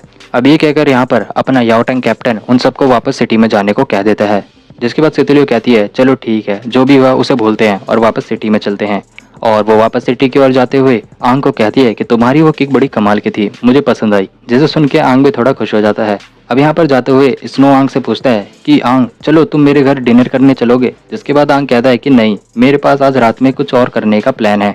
तो स्नो उससे पूछता है कि कैसा प्लान, क्या तुम कुछ सीक्रेटली करने वाले हो, जिसके बाद आंग कहता है कि नहीं ऐसा कुछ नहीं है। वैसे दोस्तों यहाँ पर आंग का जो प्लान होता है वो ये होता है कि वो रात में 3 डीमंस को जिंदा पकड़ेगा, वो भी अकेले। और आंग के ये कहते ही हमारा ये एपिसोड यहाँ पर एंड हो जाता है। तो इस चैप्टर की स्टार्टिंग में हम रात का सीन देखते हैं, जहाँ पर सिटी के मेन डोर पर कंटिन्यूसली एक रिकॉर्डिंग चल रहा होता है, जिसमें कहा जा रहा होता है कि अपनी सेफ्टी के लिए सिटी के बाहर ना जाए। अब यहीं पर दोस्तों हम आंग को देखते हैं, जो चुप कर यहाँ पर बैठा होता है और वो कह रहा होता है कि अभी यहाँ ज्यादा लोग नजर नहीं आ रहे हैं, लगता है कि अभी सब सिटी के अंदर हैं। अब दोस्तों मैं आपको बता दूं कि आंग का प्लान ये होता है कि वो अकेले ही सिटी के बाहर जाकर 3 जिंदा डीमन को पकड़ेगा, जिससे उन ब्लैक गन टीम को उसके बारे में पता नहीं चलेगा। लेकिन दोस्तों तभी यहाँ पर सितुलियो आ जाती है, जिसे देखकर आंग डर जाता है। और आंग को यहाँ देखकर सितुलियो उससे पूछती है कि इतनी रात को तुम यहाँ क्या कर रहे हो, कहीं तुम सिटी को छोड़कर बाहर तो नहीं जा रहे। अब ये सुनते ही आंग एक्टिंग करने लगता है और कहता है कि अरे नहीं, मैं तो बस यहीं ऐसे ही टहलने आया था। जिसके बाद सितुलियो कहती है कि तुम बड़ी बेकार एक्टिंग कर रहे हो, तो सच सच बताओ कि तुम यहाँ क्या कर रहे हो। सितुलियो के इतने फोर्सली पूछने के बाद आंग उसे बता देता है कि मैं तुम लोगों को सरप्राइज देना चाहता था और मैं नहीं चाहता था कि वो मास्क वाला बंदा हमारा मिशन खराब करे, इसलिए मैं अकेले ही मिशन को कंप्लीट करने जा रहा था। लेकिन तुमने मुझे ढूंढ लिया, इसलिए अब कुछ नहीं होने वाला और प्लीज मेरी कंप्लेंट कैप्टन को मत करना। अब दोस्तों आंग यहाँ से वापस जा ही रहा होता है कि तभी सितुलियो उससे रोकते हुए कहती है कि रुको, मुझे अपने प्लान में शामिल कर लो और बताओ आगे करना क्या है। अब दोस्तों ये सुन के आंग तो हैरान हो जाता है और वो कहता है कि जब तुम्हें मेरे प्लान में शामिल होना ही था तो तुमने मुझे शुरू में इतना डराया क्यों।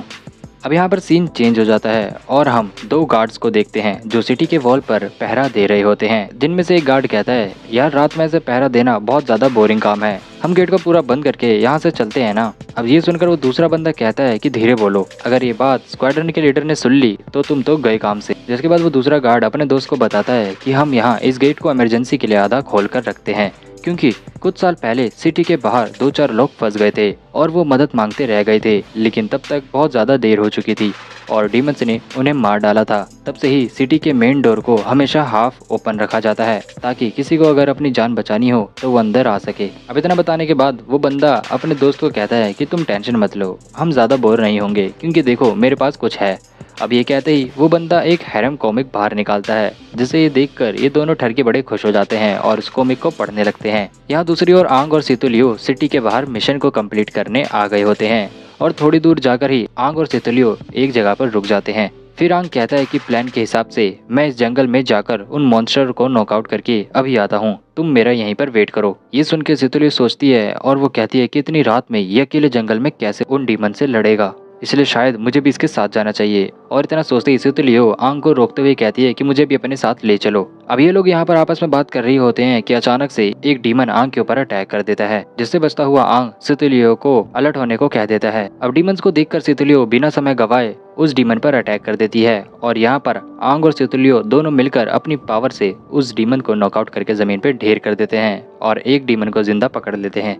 अब कुछ देर होते ही दोस्तों यहाँ पर ये दोनों बैक टू बैक 2 डीमंस को और पकड़ लेते हैं और उन्हें जिंदा कैप्चर कर लेते हैं। डीमंस को पकड़ने के बाद आंग बहुत ज्यादा थक जाता है और वो कहता है कि मुझे अपनी बॉडी को अभी और ताकतवर बनाना है, ये बॉडी अभी भी बहुत ज्यादा कमजोर है। अब दोस्तों यहाँ पर सितुलियो एक डीमन को पकड़ के लाती है और कहती है चलो जल्द से जल्द इन्हें पकड़ के हम सिटी के अंदर ले जाते हैं। जिसके बाद आंग कहता है कि इनको यहीं छोड़ दो। तो सितुलियो कंफ्यूज हो जाती है और वो कहती है कि तुम्हारे कहने का मतलब क्या है, हमने बड़ी मुश्किल से इन डीमंस को पकड़ा है, तो हम इनको यहाँ कैसे छोड़ सकते हैं। जिसके बाद आंग सितुलियो को बताता है कि 9 फिन डीमन जो होते हैं वो इतने इंटेलिजेंट नहीं होते हैं कि वो कहीं जा सके, इसलिए हम इनको यहाँ पकड़कर छोड़ सकते हैं, ये लोग यहाँ से कहीं नहीं जाएंगे। और वैसे भी हम दोनों ने मिलकर इनको इतना मारा है कि ये कहीं हिलने के लायक भी नहीं बचे हैं।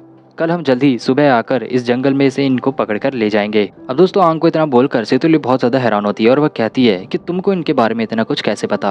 अब दोस्तों यहाँ पर आंग उसको बताने ही वाला होता है कि तभी अचानक से उनके ऊपर से 2 डीमंस आते हैं और वो उन दोनों को देखकर हैरान हो जाते हैं। जहाँ पर वो एक डीमन कहता है कि आखिरकार हमने इस इंसान को ढूंढ ही लिया और वो डीमन भी पहले की तरह 2 फिन लेवल के डीमन की तरह कह रहा होता है कि ये सच में हमारी तरह स्मेल कर रहा है। अब दोस्तों यहाँ पर एक नहीं बल्कि दो डीमंस होते हैं, वो भी 1 फिन लेवल के, जिन्हें देखकर सितुलियो और आंग दोनों हैरान होते हैं और वो सोच रहे होते हैं कि आखिर ये दोनों यहाँ पर कैसे आ गए, हम दोनों मिलकर भी इनका सामना नहीं कर पाएंगे। अब दोस्तों डीमंस के आते ही सिटी में भी लोगों को पता चल जाता है और वहाँ पर सायरन बज जाता है, जिसके बाद सारे लीडर्स वहाँ पर मिनट से पहले पहुँच जाते हैं और वो बोलते हैं कि जल्दी स्पॉटलाइट से यहाँ पर चेक करो कि यहाँ पर कौन से लेवल के डीमन आए हैं।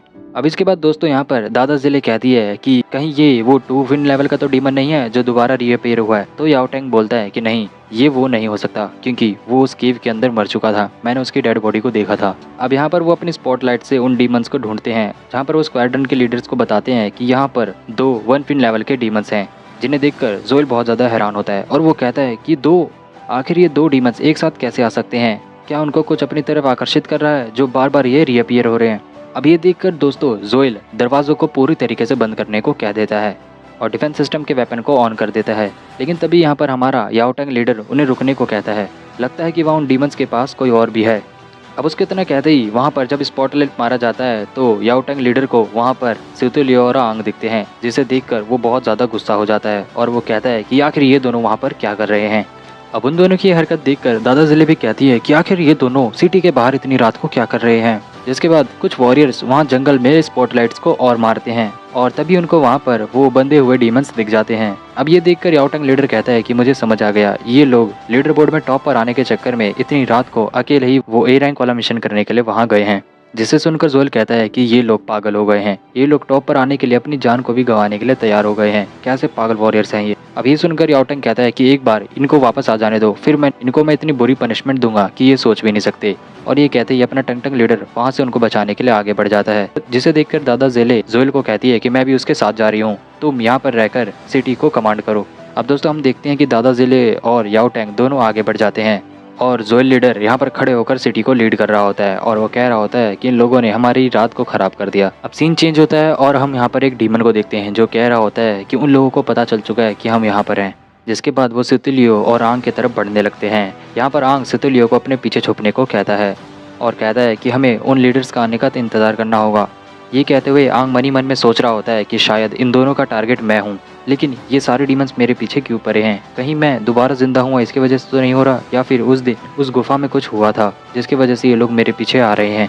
अब ये यहाँ पर इतना सोच ही रहा होता है कि सितुलियो कहती है कि हम दोनों को मिलकर इन डीमन से फाइट करना होगा। जिसके बाद उन दोनों में से एक डीमन हंसते हुए कहता है कि तुम लोग हमसे फाइट करोगे, क्या मजाक की बात है।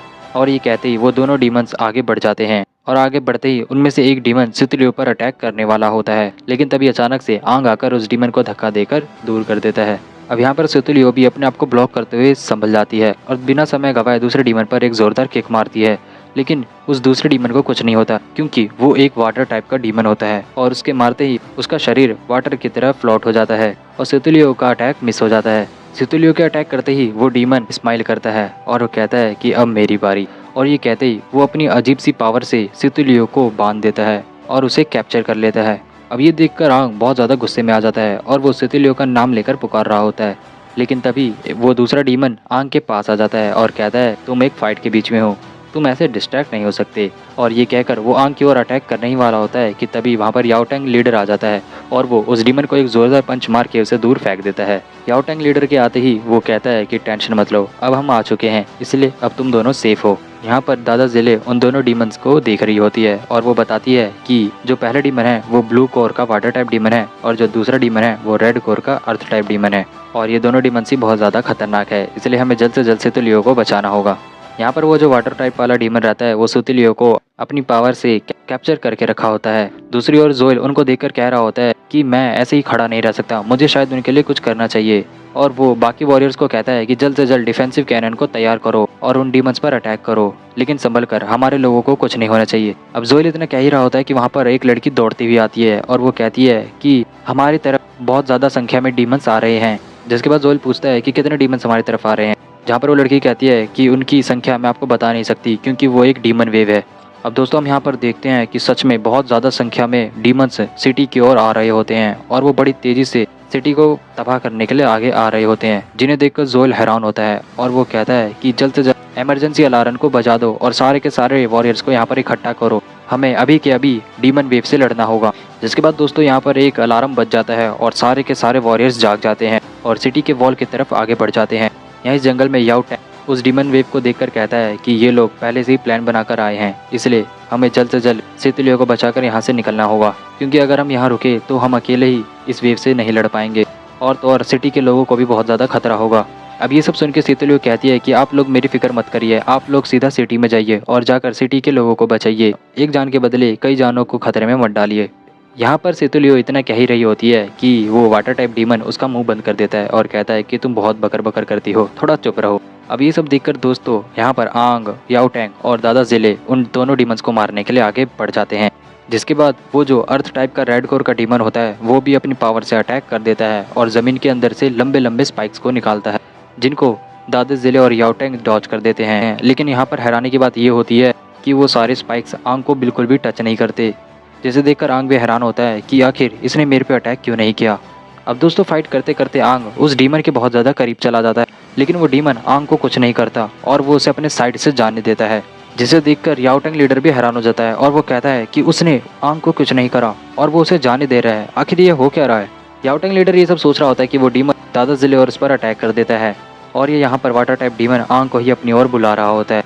अब आंग जैसी सितुलियो के करीब जाता है वो डीमन सितुलियो को लेकर जंगल के और अंदर भाग जाता है, जिसे देखकर ये अपना आंग समझ जाता है कि ये एक ट्रैप है। ये दोनों डीमन जानबूझ के मुझे स्क्वाड्रन लीडर से दूर कर रहे हैं, क्योंकि मैं अकेले इन डीमन को हरा नहीं पाऊंगा, इसलिए वो मुझे इनसे अलग कर रहे हैं। आंग को देखकर यहाँ पर याओ टैंग लीडर कहता है कि आंग उसका पीछा मत करना, तुम अकेले उस डीमन को नहीं हरा पाओगे, तो उसके पीछे बिल्कुल मत जाना। अब ये सुनकर आंग बहुत ज़्यादा कंफ्यूज हो जाता है और वो सोच रहा होता है कि आखिर मैं क्या करूँ, क्या मुझे सितुलियो को बचाने जाना चाहिए या फिर मुझे वापस सिटी में चले जाना चाहिए। अब दोस्तों इतना ज़्यादा सोचने के बाद आंग फैसला ले लेता है और वो कहता है कि अब जो होगा देखा जाएगा, मुझे सितुलियो को बचाना है, और वो ये कहकर आगे बढ़ जाता है। जिसके बाद दोस्तों हमारा ये एपिसोड यहीं पर एंड हो जाता है। तो इस चैप्टर की स्टार्टिंग में हम जंगल का सीन देखते हैं, जहाँ पर वो वाटर टाइप का डीमन सितुलियो को पकड़ कर रखा होता है और वो सितुलियो को देखकर कह रहा होता है कि हम 1 फील लेवल के डीमन फीलिंग्स के बहुत ज्यादा भूखे रहते हैं, तो चलो अब जल्दी से मुझे अपनी चीख सुनाओ और मेरे आगे भीख मांगो, मैं तुम्हारी वॉइस सुनना चाहता। अब ये सुन के सितुलियो कुछ बोलने की कोशिश करती है, लेकिन उसका मुंह बंद रहता है, जिसे देखकर वो डीमन कहता है कि अच्छा तुम्हारा मुंह तो बंद है, मैंने तो इस पर ध्यान ही नहीं दिया। जिसके बाद वो डीमन सितुलियो के मुंह पे से वो जो टेप रहता है उसको हटा देता है और कहता है कि चलो अब चिल्लाओ और मेरे आगे भीख मांगो। जिसके बाद सितुलियो कहती है तुम उसके लायक नहीं हो, मैं सितु फैमिली की मेंबर हूँ और हमारे फैमिली मार्शल आर्ट में टॉप पर रहती है, भले ही हम मर जाएंगे लेकिन किसी के आगे भीख नहीं मांगेंगे। अब ये सुन के वो वाटर टाइप का डीमन भड़क जाता है और वो एक जोरदार लात सितुलियो को मार देता है, जिसके बाद सितुलियो दूर जाके गिर जाती है और फिर वो वाटर टाइप का डीमन उसको मारने के लिए फिर से आगे बढ़ता है। लेकिन तभी यहाँ पर किसी की आवाज आती है और हम देखते हैं कि यहाँ पर हमारा आंग आ गया होता है और वो उस डीमन को कहता है कि तुम्हारा टारगेट मैं हूँ, तो मेरे पास आओ। आंग को देखकर सितुलियो हैरान होती है और वो कहती है कि आखिर ये अकेले यहाँ पर क्यों आया है। जिसके बाद वो वाटर टाइप का डीमन आंग को देखकर बड़ा खुश होता है और कहता है कि मेरा ट्रैप वर्क कर गया, आखिरकार मेरा टारगेट मेरे सामने आ ही गया। वो वाटर टाइप का डीमन आंग को बार बार अपना टारगेट कह रहा होता है, जिसे देखकर सितुलियो भी हैरान होती है और वो कह रही होती है कि आंग इसका टारगेट है, आखिर इसका मतलब क्या है, ये कहना क्या चाहता है। जिसके बाद आंग सितुलियो से उसका हालचाल पूछता है और सितुलियो उसको कहती है कि मैं बिल्कुल ठीक हूँ, लेकिन पागल तुम्हें यहाँ पर ऐसे नहीं आना चाहिए था, आखिर तुम अकेले इसका सामना कैसे करोगे, यहाँ से चले जा। अब सितुलियो ये बोल ही रही होती है कि वो वाटर टाइप का डीमन सितुलियो की बकबक सुन के फिर से उसे एक जोरदार किक मारता है और कहता है कि थोड़ा चुप बैठो। सितुलियो को मारता हुआ देख आंग बहुत गुस्सा हो जाता है और वो कहता है कि उसको मारना बंद करो, तुम्हारा टारगेट मैं हूँ, तुम मेरे को मारो, उसको छोड़ दो। ये सुनते ही वो डीमन अपनी पावर से बड़ी स्पीड में जाकर आंग के पास खड़ा हो जाता है और वो कहता है कि अब तुम दोनों मरोगे। और वो डीमन जैसे ही कहता है आंग उस पर वार कर देता है, लेकिन वो डीमन उससे बड़े प्यार से डॉज करके उसे एक जोरदार लात मारता है। जिसके बाद आंग कहता है कि शिट, मैं इसके छोटे से मूव को समझ नहीं पाया, ये बॉडी सही में बहुत ज्यादा वीक है। अब दोस्तों यहाँ पर फाइट के दौरान वो वाटर टाइप का डीमन कह रहा होता है कि सच्ची में तुम्हारी स्मेल तो हम डीमन जैसी है, लेकिन ऐसा क्यों, आखिर तुम हमारी तरह क्यों महक रहे हो। फाइट के दौरान आंग भी कह रहा होता है कि एक वाटर टाइप का डीमन है, मैंने कभी वाटर टाइप डीमन से फाइट नहीं किया, इन 60 सालों के अंदर इन डीमंस में बहुत ज्यादा एवोल्यूशन आ चुका है और तो और मेरी बॉडी इतनी कमजोर है कि मैं इस वाटर टाइप को हरा भी नहीं पा रहा हूँ, क्योंकि मैं इसको फिजिकली बिल्कुल भी हरा नहीं सकता। आंग को फाइट करता हुआ देख यहाँ पर सितुलियो भी हैरान होती है और वो कह रही होती है अगर ये आंग ऐसे ही लड़ता रहा तो उसके साथ साथ तो मैं भी मर जाऊंगी, मुझे कुछ न कुछ करना होगा। और ये कहकर वो अपने रस्सी को काटने लगती है। यहाँ पर आंग एक के बाद एक वो डीमन पर अटैक करने लगता है, लेकिन वो डीमन इतना पावरफुल रहता है कि वो उसके अटैक को बार बार डॉज कर देता है और वो आंग से कहता है कि तुमने मेरे से पहले 1 फील लेवल के एक और डीमन को मारा था ना, तो क्या हुआ, अब तुम मुझे क्यों नहीं हरा पा रही। ये सुन के आंग कहता है कि आखिर तुम किसके बारे में बात कर रहे हो, मुझे कुछ पता नहीं है। तो वो डीमन कहता है, अच्छा तुम्हारे अंदर बहुत एटीट्यूड है, ये बहुत बुरी बात है, इसके लिए मैं तुम्हें सजा जरूर दूंगा। और ये कहकर वो डीमन आंग को हवा में उठा देता है और एक बहुत जोरदार किक मार के उसको बहुत दूर फेंक देता है। जिसके बाद तो भाई आंग के ऑर्गन्स बहुत ज्यादा डैमेज हो जाते हैं और वो पहले की तरह अधमरा हो जाता है। जिसके बाद वो डीमन उसके पास आता है और कहता है कि अगर तुम अभी भी एडमिट नहीं करोगे कि तुमने उस डीमन को मारा था तो मैं तुम्हें जान से मार दूंगा और तुझे खाकर मैं इवॉल्व भी जरूर हो जाऊंगा।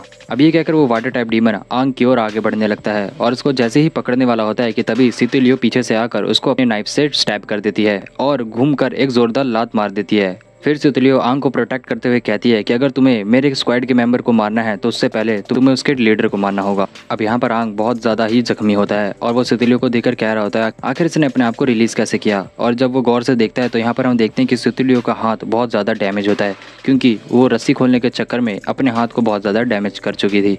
जिसके बाद वो डीमन बहुत ज़्यादा भड़क जाता है और अपनी पावर की मदद से बहुत ज़्यादा शार्प नाइफ से सितुलियो पर अटैक करता है, जिसे सितुलियो डॉज करने लगती है। यहाँ पर आंग सितुलियो को डॉज करने के लिए कह रहा होता है, लेकिन यहाँ पर सितुलियो कह रही होती है कि अगर तुम ऐसे ही बोलते रहोगे तो मेरा ध्यान भटक जाएगा, इसलिए थोड़ा शांत रहो। यहाँ पर वो वाटर टाइप का डीमन उनसे भी ज़्यादा चालाक होता है और अब वो अपने उन स्पाइक से सितुलियो के पीछे से अटैक करता है, जो सितुलियो को बहुत ज़्यादा जख्मी कर देती है। सितुलियो को जख्मी करने के बाद वो डीमन सितुलियो को अपनी तरफ खींचता है और उसके गर्दन को पकड़ के कहता है कि अब मैं उस इंसान को मारने से पहले तुझे खत्म करूंगा और वो मौत तुझे मैं इतनी आसानी से नहीं दूंगा जब तक मैं तेरी चीख नहीं सुन लेता। अब यहाँ पर वो डीमन सितुलियो को हवा में उठा के रखा होता है और उसके गर्दन को दबा रहा होता है, जिसे देखकर आंग कह रहा होता है कि उसे जाने दो और मनी मन में फिर से रिग्रेट कर रहा होता है कि मैं दोबारा जिंदा हुआ और दोबारा मेरे आंखों के सामने मेरी टीममेट मर रही है। इस नए जन्म के अंदर भी मैं कुछ चेंज नहीं कर पाया। मैं खुद को एक स्ट्रॉन्ग वॉरियर कहता हूँ, लेकिन आखिर में एक लेडी को मेरे को बचाना पड़ा। जब मैं अपने आप को ही नहीं बचा सकता तो मैं दूसरों को क्या बचाऊंगा। अब दोस्तों आंग यहाँ पर इतना सब कुछ कह रहा होता है, लेकिन अचानक से हम यहाँ पर देखते हैं उसके अंदर से एक रेड ऑरा बाहर निकलने लगता है और वो चिल्लाते हुए कह रहा होता है कि इस बार मैं पहले की तरह नहीं मरूंगा, मैं कुछ चेंज करके रहूंगा।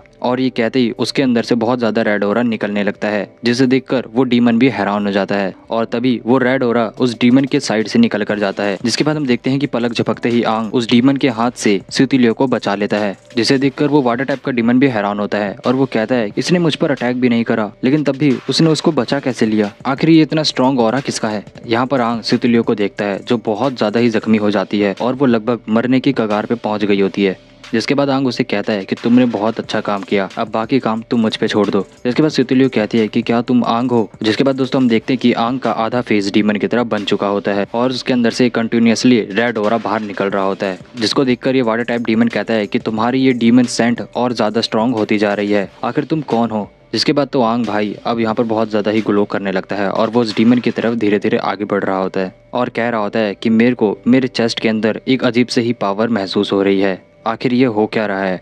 और उसके इतना कहते ही हम देखते हैं उसके अंदर से एक डिमोनिक ऑरा का ब्लास्ट होता है और उसके छाती पे जो लगा हुआ कोर रहता है उसका भी शेप बदल जाता है, जिसको देखकर वो वाटर टाइप डीमन डर जाता है और वो कहता है कि ये तो किंग फिन का कोर है। यहाँ पर सितुलियो लगभग बेहोशी हो गई होती है, लेकिन तब भी वो आंग को देख रही होती है और यहाँ पर दोस्तों हमारा आंग बहुत ज्यादा ही पावरफुल महसूस कर रहा होता है और दोस्तों यहाँ पर हमारा आंग डीमन में ट्रांसफॉर्म हो गया होता है और ये जो इसका ये लुक है ये आंग का वन फिन फॉर्म है। अब सीन चेंज हो जाता है और हम दादा जिले और टंगटंग लीडर को देख रहे होते हैं जो इस अर्थ टाइप डीमन से यहाँ पर फाइट कर रहे होते हैं, लेकिन तभी फाइट के बीच में इस अर्थ टाइप डीमन को भी आंग का ऑरा का महसूस हो जाता है और वो कहता है कि आखिर इतना स्ट्रॉन्ग ऑरा किसका है, और ये कहकर वो पीछे की ओर देखने लगता है। लेकिन तभी यहाँ पर अपना टंगटंग लीडर आता है और कहता है कि फाइट के बीच में ध्यान कभी भटकना नहीं चाहिए, और ये कहकर उसको एक जोरदार पंच मार देता, जिसके बाद वो डीमन बहुत ज्यादा दूर जाके गिरता है और उसी बीच वहाँ पर दादा जिले भी आकर उसके ऊपर अपने किक से वार करती है। अब ये दोनों मिलकर नॉन स्टॉप कंटिन्यूअसली डीमन को मारने लगते हैं और लास्ट में दोनों अपनी पावर को मिलाकर उस डीमन की छाती पे एक जोरदार पंच मारते हैं, जिससे उस डीमन की छाती में एक बहुत बड़ा होल हो जाता है। अब यहाँ पर उस डीमन को पता चल जाता है कि वो इनके आगे कुछ नहीं है, इसलिए वो यहाँ पर सुसाइड करने लगता है और वो अपने आप को खुद ही ब्लास्ट करने लगता है, जिसे देखकर दादा जिले और टंगटंग हैरान होते हैं और वो कहते हैं अगर ये यहाँ पर ऐसे ब्लास्ट हुआ तो हम भी मर जाएंगे। लेकिन दोस्तों यहीं पर हम देखते हैं कि अचानक से उस डीमन को एक बुलेट उड़ा देती है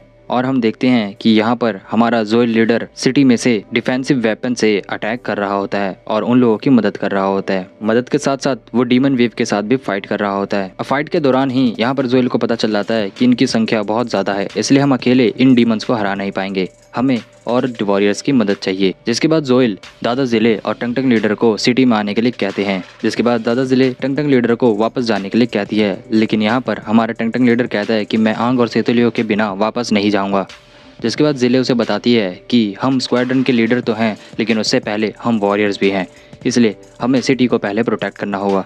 जिसके बाद दोस्तों यहाँ पर टंग टंग लीडर को मन मार के वापस सिटी को सपोर्ट करने के लिए वापस जाना पड़ता है और वो वापस सिटी की ओर लौट जाते हैं। इधर इस जंगल में वो डीमन आंग को देखकर कह रहा होता है कि आखिर तुम डीमन हो या फिर इंसान, मुझे समझ नहीं आ रहा है। क्या तुम वन फिन लेवल के हो और ये तुम्हारे सर पर ये फिन क्यों उग रखा है, आखिर तुम हो क्या? अब वो डीमन तो यहाँ पर ये सब सोच ही रहा होता है। जिसके बाद आंग कहता है कि मुझे भी नहीं पता कि मैं क्या हूँ और शायद अब मुझे धीरे धीरे समझ आ रहा है कि मैंने दोबारा जन्म क्यों लिया है। शायद इस डिमोनिक पावर की वजह से ही मुझे दोबारा जन्म लेने का मौका मिला है और इस बार मैं सब कुछ चेंज कर दूंगा। और आंग के यहाँ पर दोस्तों इतना कहते ही आंग अपनी पावर की मदद से सेतुलियो को हील करने लगता है, जिसे देखकर वो वाटर टाइप का डीमन हैरान होता है और वो कहता है कि हीलिंग, क्या तुम एक वुड टाइप के डीमन हो? अब उसके इतना कहते ही दोस्तों यहाँ पर आंग को जो उस केव के अंदर हुआ था वो सब याद आ जाता है और वो कहता है कि अच्छा, अब मुझे याद आया कि उस दिन उस केव में क्या हुआ था। मैंने उस दिन उस वुड टाइप के डीमन को अब्सॉर्ब करा था, इसलिए मेरे अंदर ये डीमन की पावर आई है। तो चलो इस बार इस वाटर टाइप के डीमन को अब्सॉर्ब करते हैं ताकि मेरे अंदर वाटर की पावर आ जाए। और ये कहकर दोस्तों हमारा आंग आगे बढ़ जाता है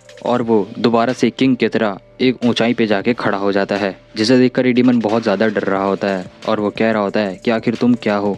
उसके सवाल पूछते ही आंग कहता है कि मैं क्या हूँ ये छोड़ो और मुझे तुम अपनी पावर दो ताकि मैं और ज़्यादा स्ट्रांग बन जाऊँ और अपनी डिमोनिक पावर को एक्सटेंड कर पाऊँ। और ये कहते ही दोस्तों हमारा ये चैप्टर यहाँ पर एंड हो जाता है। अब एपिसोड के स्टार्टिंग में ये वाटर टाइप का डीमन आंग को देखकर बहुत ज़्यादा डर रहा होता है और वो कह रहा होता है कि तुम्हारे पास अब्सॉर्ब करने की भी पावर है, वो भी वन फिन कोर की। आखिर तुम इंसान हो या फिर तुम हमारी तरह कोई डीमन हो? अब वो डीमन इतना ज्यादा डर रहा होता है जिसे देखकर आंग हंसते हुए कहता है कि इंटरेस्टिंग, इससे पहले मैंने कभी किसी डीमन को इतना डरते हुए नहीं देखा है। और ये कहते ही आंग ऊपर से नीचे कूदता है और उस डीमन की तरफ आगे बढ़ जाता है और उसके मुंह के पास जाकर उस डीमन से कहता है कि चलो अब मुझे मारो, तुम्हारे पास जितनी भी पावर है पूरी दम लगाकर मुझ पे वार करो, मैं देखना चाहता हूँ कि तुम कितना ज्यादा स्ट्रांग हो।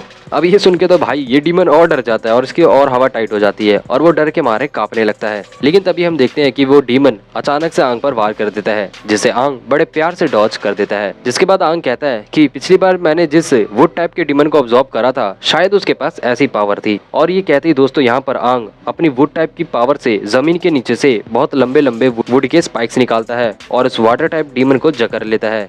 उसको जकड़ने के बाद यहाँ पर आंग और ज्यादा पावरफुल महसूस करने लगता है और कहता है तुम मुझे उतने ज्यादा ताकतवर नहीं लग रहे हो। यहाँ पर ये वाटर टाइप की डीमन की तो बैंड बज रही होती है और ये बहुत बुरी तरीके से आंग की जकड़ में फंसा होता है और बड़ी बुरी तरीके से चिल्ला रहा होता है। अब दोस्तों यहाँ पर ये जो वाटर टाइप का डीमन है ये मनी मन में कहता है कि लगता है मुझे अपना ट्रम्प कार्ड यूज करना पड़ेगा। और ये कहते ही दोस्तों हम देखते हैं कि वहाँ पर एक वाटर का बहुत बड़ा ब्लास्ट होता है, जिसे देखकर आंग भी थोड़ा हैरान हो जाता है। और फिर तभी अचानक से वो वाटर टाइप का डीमन बड़ी स्पीड में आंग की तरफ दौड़ता हुआ आता है और आंग के करीब आते ही वो उसको कहता है कि तुम मुझे नहीं मार सकते। और इतना कहते ही वो आंग का एक हाथ पकड़ देता है और दोस्तों हम यहीं पर देखते हैं कि वो डीमन आंग का लेफ्ट हैंड को उसके शरीर से अलग कर देता है और बहुत सारे वार करके आंग को बहुत ज्यादा घायल करके कहता है कि तुम मेरी पावर को कभी नहीं समझ नहीं पाओगे इंसान। और ये कहकर एक जोरदार लात मार के आंग को बहुत दूर फेंक देता है और कहता है कि मैं तुमसे ज्यादा स्ट्रॉन्गर हूँ। अब दोस्तों यहाँ पर हमारा आंग बहुत ज्यादा जख्मी तो होता ही है, लेकिन वो स्माइल करता हुआ फिर से ग्लो करने लगता है और कहता है कि मुझे नहीं पता कि तुम ज्यादा स्ट्रांग हो या मैं,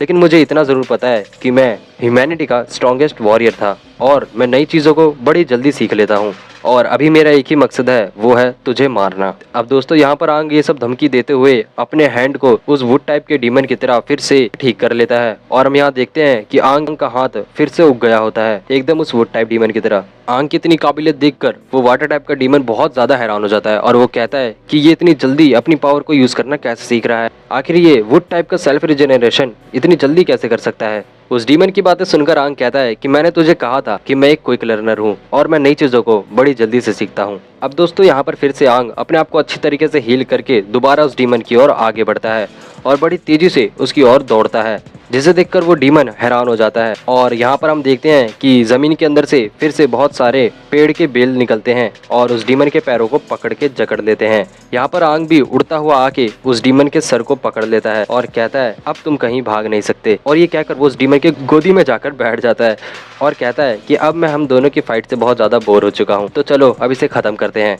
अब दोस्तों आंग की तरह कहते ही हम देखते हैं वो जो डीमन रहता है वो अंदर से ग्लो करने लगता है और एक बॉम्ब की तरह ब्लास्ट हो जाता है, जिसके बाद उस ब्लास्ट की वजह से आंग भी थोड़ा दूर जाके गिरता है। लेकिन यहाँ दोस्तों कहानी में ट्विस्ट आता है। यहाँ पर वो डीमन मरता नहीं है, बल्कि वो जानबूझ के अपनी बॉडी को सेल्फ डिस्ट्रक्ट कर लेता है और मौका मिलने पर वो पीछे से आंग के अटैक करता है। लेकिन यहाँ पर आंग भी उससे ज्यादा होशियार रहता है और वो कहता है कि मुझे पहले से ही पता था कि तुमने सेल्फ डिस्ट्रक्ट करा है। और ये कहते वो जमीन के अंदर से लंबे लंबे स्पाइक्स निकाल के उस डीमन को लगभग मार ही देता है। यहाँ पर आंग उस डीमन को देखकर कहता है कि मुझे पता है जब तक तुम्हारा कोर तबाह नहीं होगा तब तक तुम मर नहीं सकते। और दोस्तों अब हम यहाँ पर देखते हैं कि वो जो वाटर टाइप का डीमन रहता है उसका कोर उसकी बॉडी से अलग रहता है, जिसको आंग अपने हाथों में ले लेता है और कहता है एक बार किसी डीमन का कोर तबाह हो गया वो हमेशा के लिए मर जाता है, चाहे वो 1 फिन लेवल का डीमन हो या फिर 7 फिन लेवल का डीमन हो। और अब मैं तुम्हारे कोर को अब्सॉर्ब करूंगा ताकि मेरे अंदर भी तुम्हारी वाटर टाइप की पावर आ जाए। यहाँ पर वो डीमन बहुत ज्यादा स्ट्रगल कर रहा होता है क्योंकि यहाँ पर आंग उसे बड़ी बेरहमी से पकड़ के रखा होता है।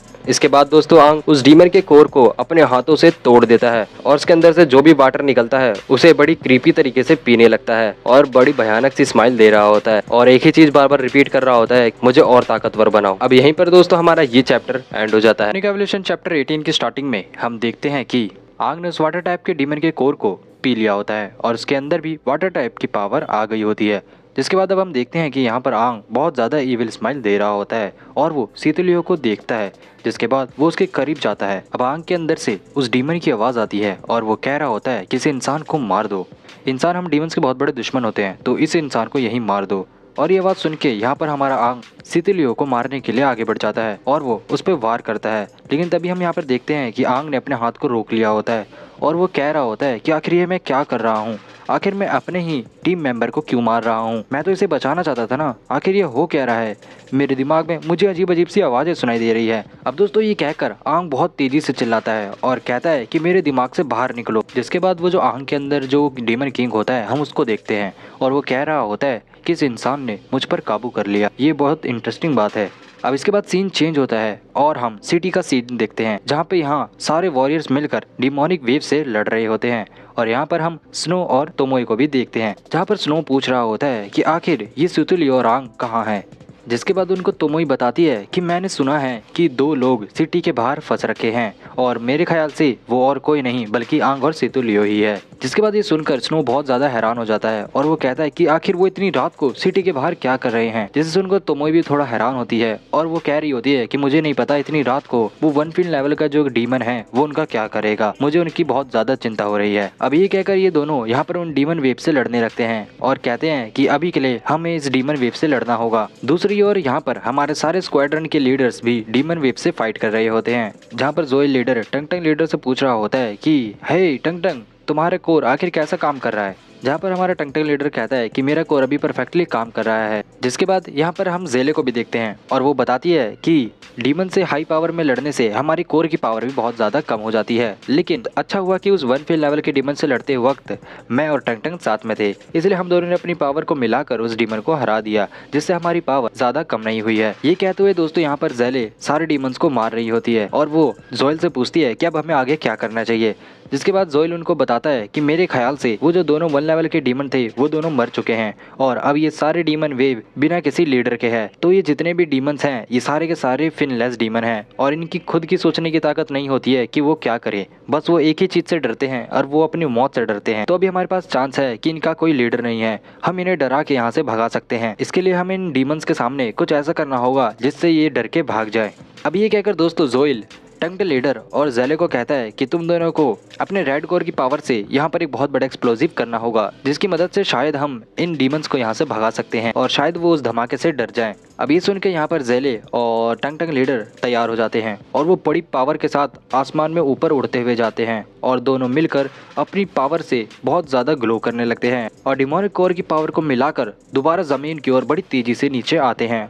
और ज़मीन पर जैसे ही वो लैंड करते हैं हम देखते हैं कि वहाँ पर एक बहुत बड़ा एक्सप्लोजन होता है और ये एक्सप्लोजन इतना बड़ा होता है कि पूरे सिटी के बाहर वहाँ पर एक बहुत बड़ा सा होल हो गया होता है। धमाके के बाद दादा ज़िले कहती है कि हमने बहुत ज़्यादा ही अपने एक्सप्लोजन का पावर का यूज़ कर लिया है, लेकिन अभी भी मेरे पास इतनी पावर है कि मैं इन डीमन से बड़े प्यार से लड़ सकती हूँ। ये सुन के टंग लीडर भी कहता है हमारी बॉडी में अभी इतनी लिमिटेशन है कि हम और पावर को एग्जॉस्ट कर सकते हैं। और दोस्तों ये कहकर ये दोनों दोबारा अपनी स्ट्रेंथ से दोबारा उन डीमंस को फाड़ने लगते हैं और अच्छे खासे डीमंस को खत्म कर देते हैं। यहाँ पर जोएल भी उनको देखकर खुश होता है और कहता है मुझे पता है जो रेड कोर है ये बहुत ज्यादा ही पावरफुल होता है और एक्सप्लोजन्स के लिए ये तो और ज्यादा बेहतर रहेगा। और ये कहकर दोस्तों यहाँ पर हमारा जोएल लीडर भी उन डीमंस को मारने के लिए आगे बढ़ जाता है और तीनों लीडर्स मिलकर उन सब डीमंस पर टूट पड़ते हैं। यहाँ पर इस वॉल पर खड़े होकर हमारी तोमोई और स्नो लीडर्स को देख रहे होते हैं। वैसे तोमोई तो यहाँ पर उनकी वीडियो बना रही होती है क्योंकि यहाँ पर तोमोई को लीडर्स को देखकर बहुत ज्यादा खुशी हो रही होती है और वो उनकी वीडियो रिकॉर्डिंग करने लगती है। दूसरी ओर हमारा स्नो बहुत ज्यादा गुस्से में होता है और वो कहता है कि मुझे भी इनके जैसा बनना है और इनकी तरह फाइट करना है, ये लोग बहुत ज्यादा ही पावरफुल है। जिसके बाद दोस्तों हम दोबारा लीडर्स को देखते हैं। अब यहाँ पर जोएल उनसे पूछता है कि क्या तुम दोनों ठीक हो। जिसके बाद हमारे टंग लीडर और दादा जिले कहती है कि हाँ हम दोनों बिल्कुल ठीक हैं और हम में भी इतनी और ताकत है कि हम इन डीमन से और आगे लड़ सकते हैं। यहाँ पर जोएल उन डीमंस को देखकर कहता है कि लगता है कि हमारा प्लान वर्क कर रहा है, ये सारे डीमंस अब बहुत ज्यादा डर चुके हैं। जिसके बाद दोस्तों हमारा जोएल लीडर कहता है कि हमें बाकी वॉरियर्स को भी अपने आप को चीयर अप करने के लिए कहना चाहिए जिससे शायद उन डीमन पर और इफेक्ट पड़े और वो जल्दी यहाँ से भाग जाए। अब ये सुनते ही दोस्तों यहाँ पर हमारे जितने सारे वॉरियर वॉल पे खड़े होते हैं ये बहुत ज्यादा खुश हो जाते हैं और वो सारे मिलकर हमारे स्क्वाड्रन लीडर को चीयर अप करने लगते हैं और चिल्ला चिल्ला के उनकी तारीफ कर रहे होते हैं। यहाँ पर जोएल भी बहुत ज्यादा खुश होता है और कहता है कि चलो अब इनको जल्दी यहाँ से भगाते हैं। और वो जैसे ही उन डीमन के ओर आगे बढ़ने वाला होता है कि तभी वो देखता है कि वहाँ उन डीमंस के बीच से एक बहुत तेज रोशनी आ रही होती है जिसे देखकर जोएल लीडर भी हैरान होता है। और यहाँ पर दादा जिले कहती है कि क्या वो 1 फील्ड लेवल का डीमन है।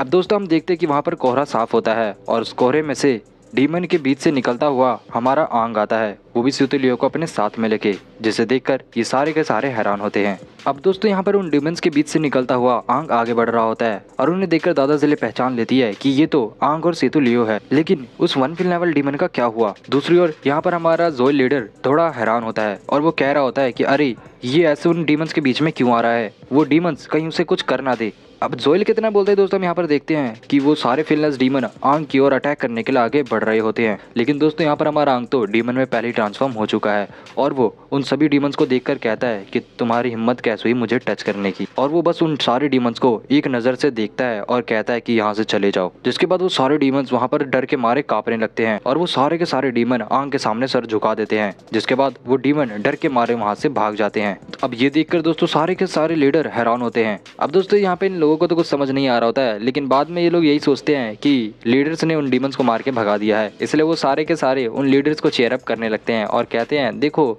हमारे लीडर्स ने उन सभी डीमंस को मार के यहाँ से भगा दिया। यहाँ पर टंग लीडर भी उन लोगों की बातें सुन रहा होता है और वो देख रहा होता है कि वो सारे के सारे लीडर्स की ही तारीफें कर रहे होते हैं। लेकिन यहाँ पर टंग लीडर बहुत ज़्यादा कंफ्यूज होता है और वो कहता है क्या सच में वो सारे डीमंस हमसे ही डर के भागे हैं या फिर वो सबके सब आंग की वजह से डर के मारे भागे। अब इतना कहने के बाद दोस्तों हम यहाँ देखते हैं कि आंग सितुलियो को गोद में लिया रहता है और अचानक से आंग वहाँ पर गिर जाता है और सितुलियो को भी वहाँ पे गिरा देता है। जिसके बाद सारे लीडर आंग और सितुलियो की तरफ दौड़ के जाते हैं और उन्हें वहाँ से रेस्क्यू करते हैं और कहते हैं कि हम इनसे बाद में बात करेंगे, अभी इन्हें जल्दी सिटी में ले चलो।